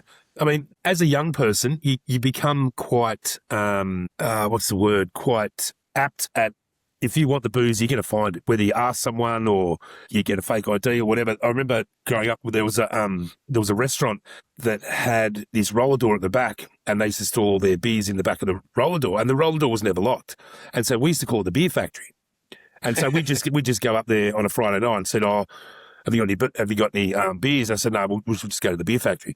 And we did it quite clever because we'd only take one box at a time, and it's like they didn't even notice. So you become quite ingenious about getting this grog. I'm feeling quite uncomfortable where this is going now. What do you guys think of the argument around supplying your own kids alcohol because then you know how much they're drinking instead of, you know, letting them go fishing for random grog on the street? Like, what do you think? Yeah, I've had parents tell me they have bought their kids grog at schoolies. Or parents who have said, I've had a 16th or 17th birthday party at my house and I've allowed alcohol. Well, yeah. I mean, I sort of lucked out because Wonder Boy, he's not interested in. You're lucky. He's an athlete, so I sort of lucked out on that. But I've always said to him, if you're going to do it at home. You know, because I mean, I remember me growing up, I'd say to my parents, "Oh, look, I'm going up to the local pool, the local youth centre to play pool for the night," and I'm literally dying at Willoughby Park. Yeah, I did that. Do you know what I mean? Like, I'd much rather it just hang at home. I can supervise. I can say, "No, you've had enough." I can cut you off, whatever. I got into some very hairy situations as a youth. But I see you're probably the wrong person to talk to. But I have been in the position, not with Kelsey or Storm, and not with Jacob or Chook either. So that leaves one left. And there was a 16th birthday party at our house that got out of control. Now, we did a bag check when they arrived at our house for the party, and the grog that we confiscated, I've said it before, would have put Dan Murphy's out of business for 3 weeks. Yeah, see, 16's too young to be getting hammered at a house party. 16. But then after we went to bed, 2 o'clock in the morning, they all left the backyard where they were camping and went walking through the town. And we're asleep, thinking that they're in the back camping and safe. Yeah. It was a nightmare. It was an absolute nightmare. But I think as when we were all young, we all used to do it. You're sober now. Yeah. Or like been sober for 2 years. So what triggered that? I was drinking too much. I was at one stage, I was probably doing 430 packs a week. So like 120 cans a week. Jesus. So, and it was killing me. I was nearly 170 kilos and I had to lose weight. And I did dry July and I felt really good not drinking. And I started losing weight. So I just stayed off it and I felt good not drinking and I've just stayed off it for 2 years now. Do you miss it? Because that's what... sorry, I said to Luke the other day, like I've had non-alcoholic beers, you know, when you mow the lawn. Yeah. I have a non-alcoholic beer in there, but I don't just go and buy a standard zero beer. I'll get a decent craft beer that's, you know, a good crafty and it's got a nice flavour to it. And I reckon if I poured it in a glass and give it there, you wouldn't know. Yeah, right. Honestly. So 2 years down the track, Dino, tell us about the benefits. And are you tempted ever, or have you ever been tempted to get back on the grog? Well, that's how I got on the zeros, mate. I mowed the lawn and I was tonguing for a beer. I walked in the bottle and I walked past the zero alcohol section and I went up to get my normal Coopers and I went, I've been off it this long. And I went back to the zeros and I'll give these a try. And that's how I got on the zero alcohol beers. And that's probably the only time I get tempted. Now when I get tempted, I just grab a zero beer. And it's not very often I get tempted anymore. It's been that long now. I'm actually happy. I feel 100% of what I used to. Like how? Take us through that. I got more energy. I sleep a lot better. Everything, mate. I've lost 40 kilos in weight. Wow. As I said, I was 170 kilos when I was... No lap band surgery, no Ozempic. You just did it. Yeah. And it was the grog. Did you exercise? I exercised. more? I changed my diet. Did you change your diet? I went to like a Whole Foods diet and stuff like that, and just try to eat healthy. And I mean, if you think about it, that volume, just the volume of liquid that you were consuming, like that's a hell of a lot. Well, the stupid thing was I was drinking full strength first, and I thought, well, I need to cut back, so I cut back to mid strength. But the problem was when I cut back to mid strength, I drank more. Exactly right. Yeah. So you drink twice as much. Yeah. So that's how I end up on the 430 packs. Yeah. It's like people who eat low-fat yogurt or low-fat biscuits, and they go, "Oh, it's low-fat. I can have twice as much." Yeah. But if you read up about that type of stuff, Luke, like high sugar. A full-fat yogurt's better for you than low-fat. Kelsey loves yogurt. She has the Greek-style yogurt. She eats tubs of it. It's good stuff. Yeah. It's good stuff. So after 2 years, no alcohol, you'll never go back on it. I wouldn't say never, but I don't. I've even tried, and I never used to be a wine drinker. I've tried non-alcoholic wines too, some like decent reds and stuff like that. Can wash your mouth out. I know. I've tried them. I'm not saying I like them. I wouldn't get on them, but I don't know. I couldn't say I would never get back on it, but I don't want to go back to how it was. We should do a taste test, Adam and Kelsey, and get some zero alcohol, light, medium, and full strengths, and put them in the same glass, blindfold test, and see if we can tell the difference. I'll guarantee you I can tell you the non-alcoholic wine. I'll guarantee it. Because you're a Shiraz man. Yeah. You're a Shiraz man. Kelsey likes Shiraz as well. You reckon you could pick Absolutely. it? I'll send you the names and craft beers to try, Luke. Yeah, no, don't worry. My son actually was on no alcohol for a while. I don't think he is anymore, but he tried Carlton Draft Zero. Yeah, that's crap. Okay, you like the Cooper Zero. Yeah, the Cooper Zero is good. What about the Heaps Normal? Yeah, they're not bad. Never heard of it. What's that It's one? normal. It's a non-alcoholic beer. Yeah. Is that called hiatus? That's a good one. Okay. Interesting stuff. Have you got a story? Have you been off the grog for a while? Do you feel better? Let us know. Drop us a message or leave us a voice message. Now, I just wanted to move on to something else that's really pissing me off. Can I vent, Vice Captain? Kelsey and I were talking a few podcasts ago about an AI film clip on YouTube that fooled the world. It didn't fool Kelsey for 2 seconds. Mind you, she knew what she was about to watch and listen to was bullshit. But it was a aging rock singer by the name of Michael Bennett on America's Got Talent singing this fantastic rock ballad. It fooled the world because the whole thing was AI. And we played a little bit of it on a previous podcast, and I'd love you to have a listen to it, Vice Captain and Dino. But things have gotten even worse, and it was brought to my attention. And I want you to this is why I'm really pissed off, because I am concerned at where AI is taking the music industry. Now, I was talking to a sound engineer at Channel 7 just the other day who says he uses AI all the time to embellish his songs. He said it's a lot of fun. And Kelsey and we've made it completely transparent. We've used AI to do some jingles for us here on the podcast. But it's gone to another level. There is a so-called band, in inverted commas, called Shunned at a Funeral. And it's a trio, 3 girls. And if you go Shunned at a Funeral and go to their website, you'll see that they describe themselves as a band. Now, what's your definition of a band? A band to me is more than one person, a group of people playing, and they're people. Shunned at a Funeral describe themselves as a stylized Southern Oregon-based Christian neo-rock and heavy metal band. And they even have 7 albums out. And one of them is Shunned at a Funeral Live. Shunned at a Funeral Live. According to their story, the founding member of Shunned with a Funeral was actually shunned at his grandmother's funeral years ago, and that was the artistic vision behind the name. But this is 3 attractive women playing guitars and banjos. Now, I just want you to listen to something, and Kelsey can bring up the clip. Hopefully you can see it. If not, look it up later. This is Shunned at a Funeral Live. And I'm going to tell you now, this is 100% AI. Now, the thing that also pisses me off, Vice Captain and Dino, is that this band has got, I think, about 160,000 clicks on YouTube, which is creating revenue. For who? But they're also asking GoFundMe. They're asking for funding. Who gets the money? Like who's getting this? Whoever posted, whoever owns that YouTube account. Wow. And they are portraying themselves as a band, and they're going even further. They are asking for funding, Vice Captain. Now, this is a bloody I. It's not a band, but they describe themselves as a band. There's nowhere does it say this is AI generated. But they're asking for money. Now, this is live, Shunned at a Funeral Live. Let's have a listen, Kelsey. Hey!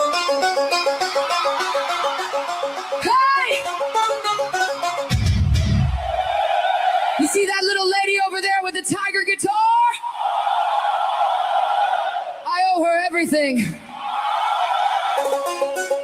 There was a time in my life where things weren't going so great. And she just looked at me and said, "Why don't you come sing with us? We're looking for a singer." And we've been rocking out together ever since. And not long after that, This is bullshit. This is AI. we found a little banjo player. And somehow, almost 10 years later, here we are. Unbelievable. So I need you guys on this one. You can tell by her banjo picking, Kelsey. Yeah. It's bullshit. Okay. And it goes on.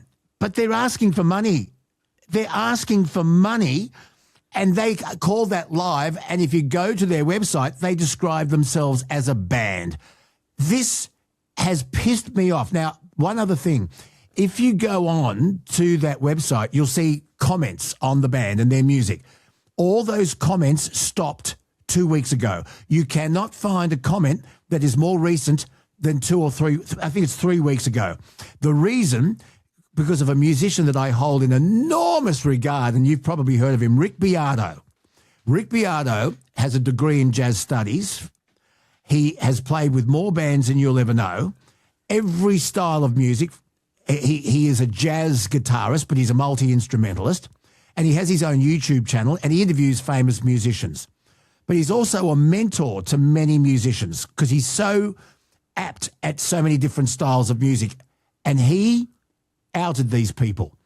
And since he has, the comments have stopped. However, the cries for funding, the requests for funding is continuing. And when people watch that, Kelsey understands how these things work better than I do. Whoever posts this shunned at a funeral on YouTube gets money. How does it work, Kelsey?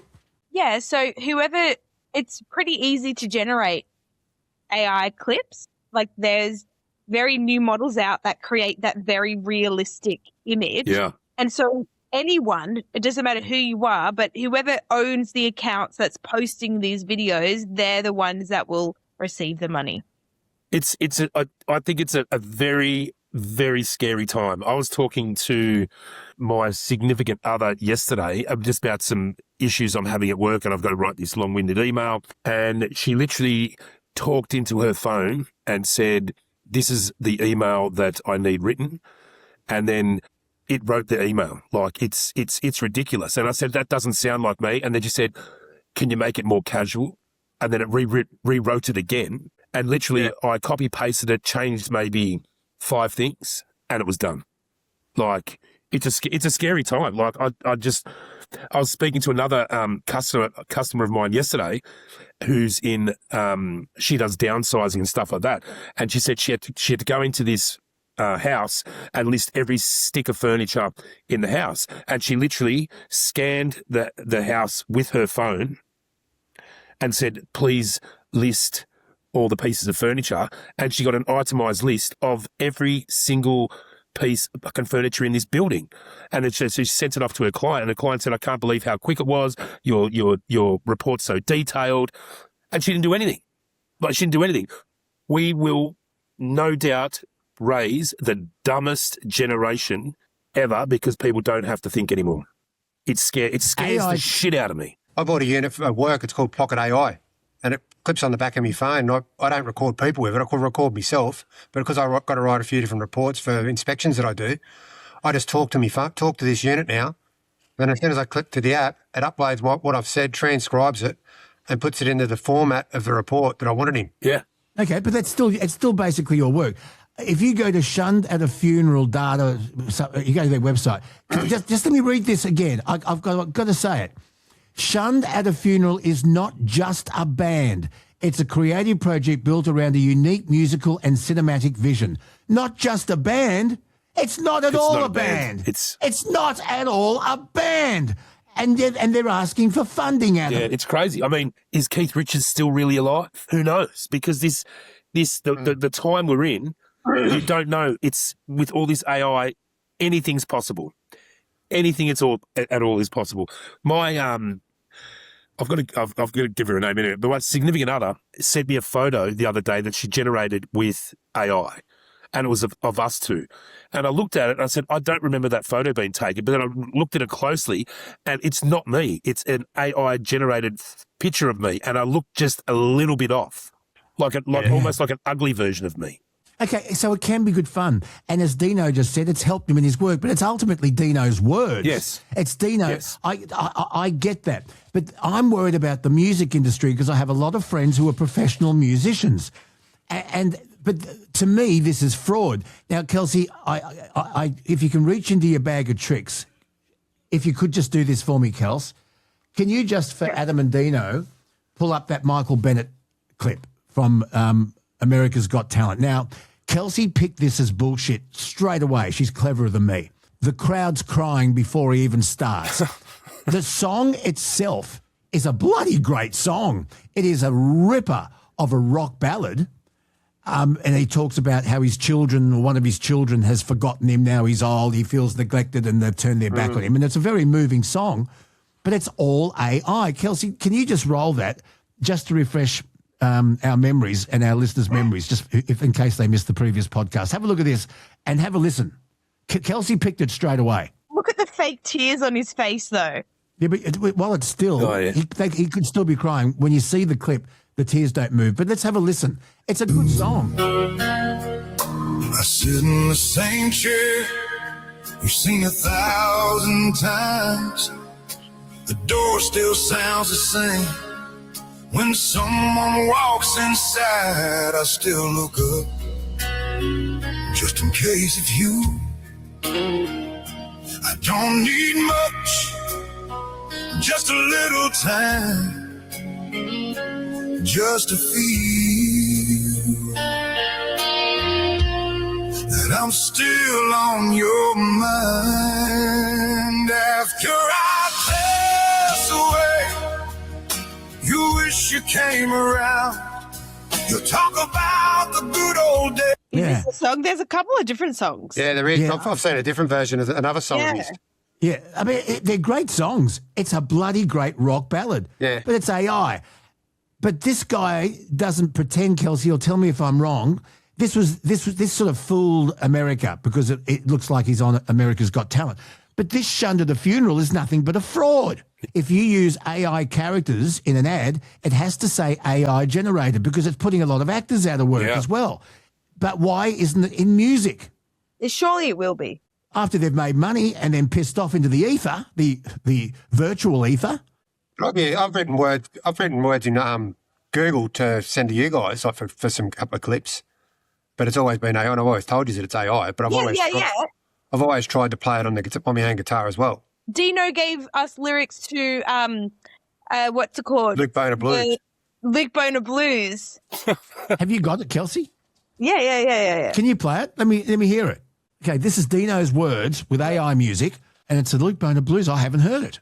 Wait, let me find Why it. have you kept this from me, millennial? You have heard it, Luke. Okay, that's Alzheimer's coming in. There it is. It's too. You have to get off the grog. Yeah.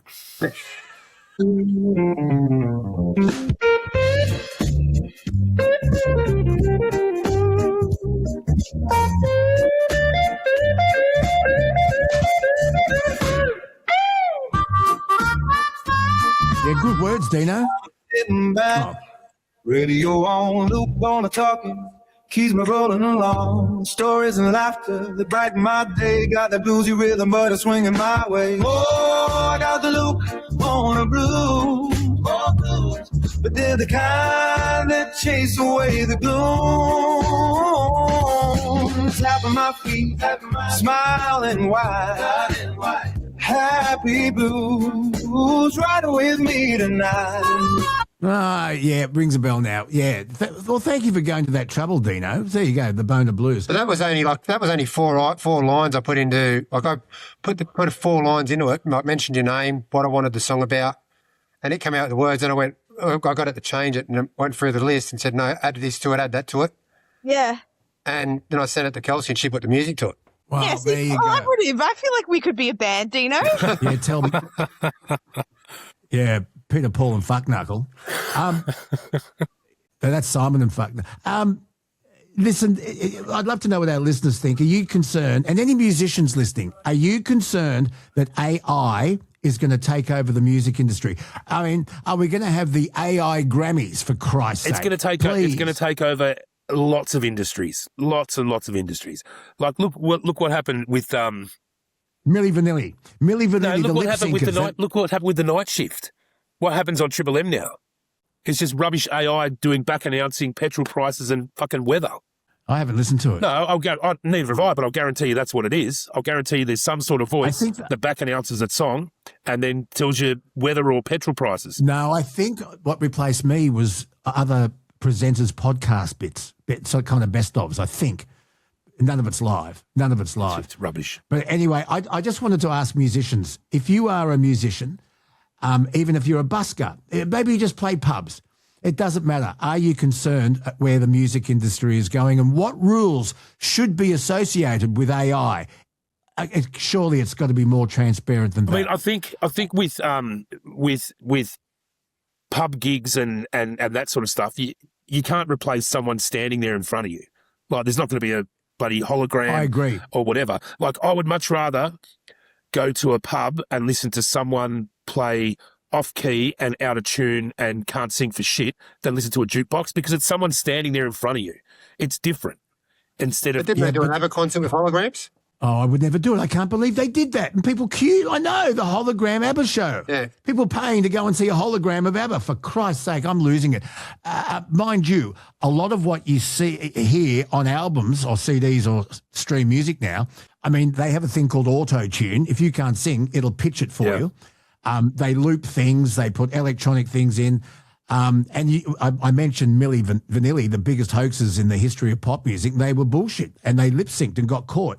So anyway, I just like to know musicians' thoughts. Listen, we're going to go. Dino, every guest that we have on the Man Cave, because Adam is the king of memorabilia, the master of memorabilia. What's a toy that you had when you were a kid that you wish you had back?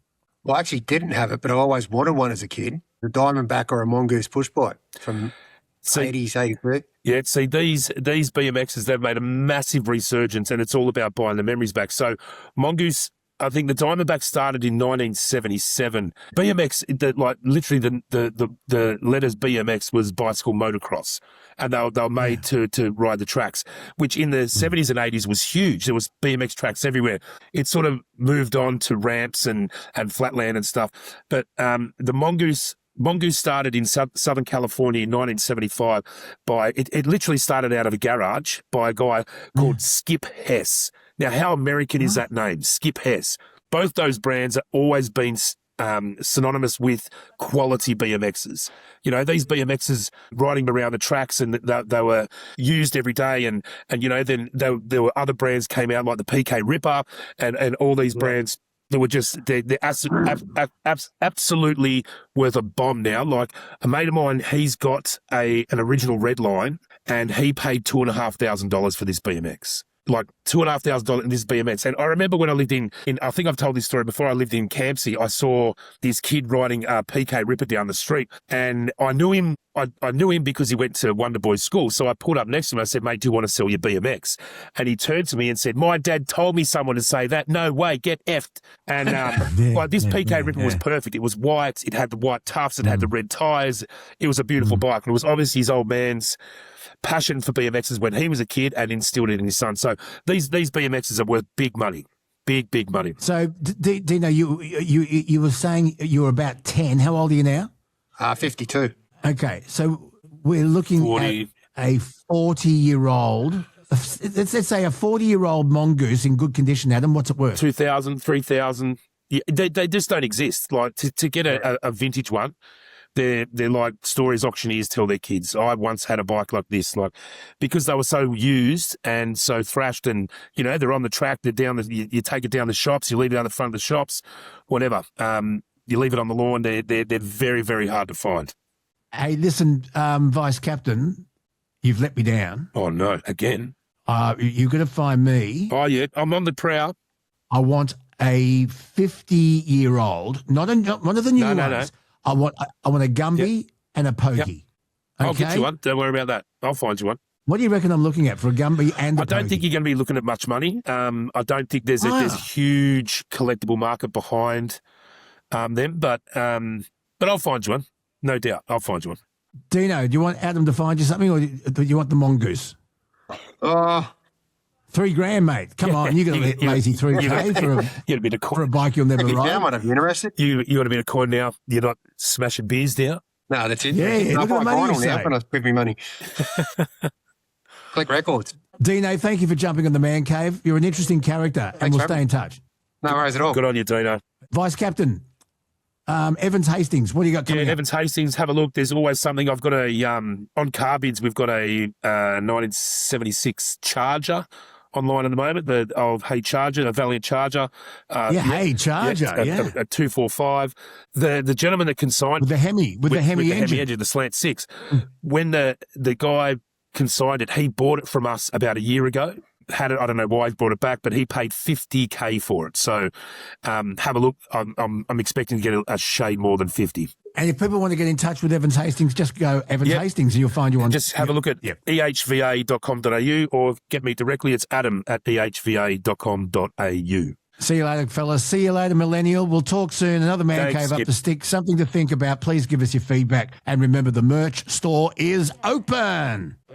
Everything on our merch store will be a collector's item one day. You watch. If you only do limited numbers, it will. So we're only going to make 100 of these. We haven't got much choice. We ain't got much choice, brother. Everything in the merch store is of limited edition. You need beanies, Luke. True. We do need beanies. Yeah, beanies would be good for winter. That's a great idea. Okay, Kelsey, take that on board, okay? All right, I'm going to race. Gumby and Pokey. On to it. Thank you so much for listening. Andrew from Pestrol, we love you. Thank you so much. Pestrol.com.au. If you've got pests, his products, get rid of them. Money back guarantee. And remember, the merch store is open. We have beanies now, which I haven't seen. We've got caps, we've got T-shirts, coffee cups, and Thanker Wankers stickers. Bonafidepod.com for the link. And remember, please share and like and pass on the news. The Bonafide Podcast, where we don't tell you what to think, we just like to give you something to think about. Spread the word. Yes, and you and I have, very different opinions, me being a millennial, you being a boomer. I wonder what other differences there are. Okay, I'll give you one. Yeah. Somebody who's overweight says, am I fat? You would probably say, no, you're not. You're beautiful. A Gen Zer might say, I don't believe in body shaming. Of course you're not fat. What would I say? I have no idea. I would say, very gently, I know 5 really fat people, and you're 4 of them. Mean. Goodbye. Well, that's us for another one. But before you go, don't spend another night laying awake listening to things moving in the ceiling and the walls. If you want that peace of mind, well, get on the front foot and head to pestrol.com.au. Like I said, I've known Andrew for over 20 years, way over 20 years, as a matter of fact. He's a good mate, he's a good man, and his gear actually works. Otherwise, I wouldn't endorse it. If it's crawling, flying, or chewing, or messing up your bathroom, talking to you, Hey. Pestrol has the answer. Is there a product called Kelsby Gone? Grab what you need. Remember, this is important. Use the code BONA, BONA, to get your free delivery. And it helps us keep the lights on here at the show. Stay safe.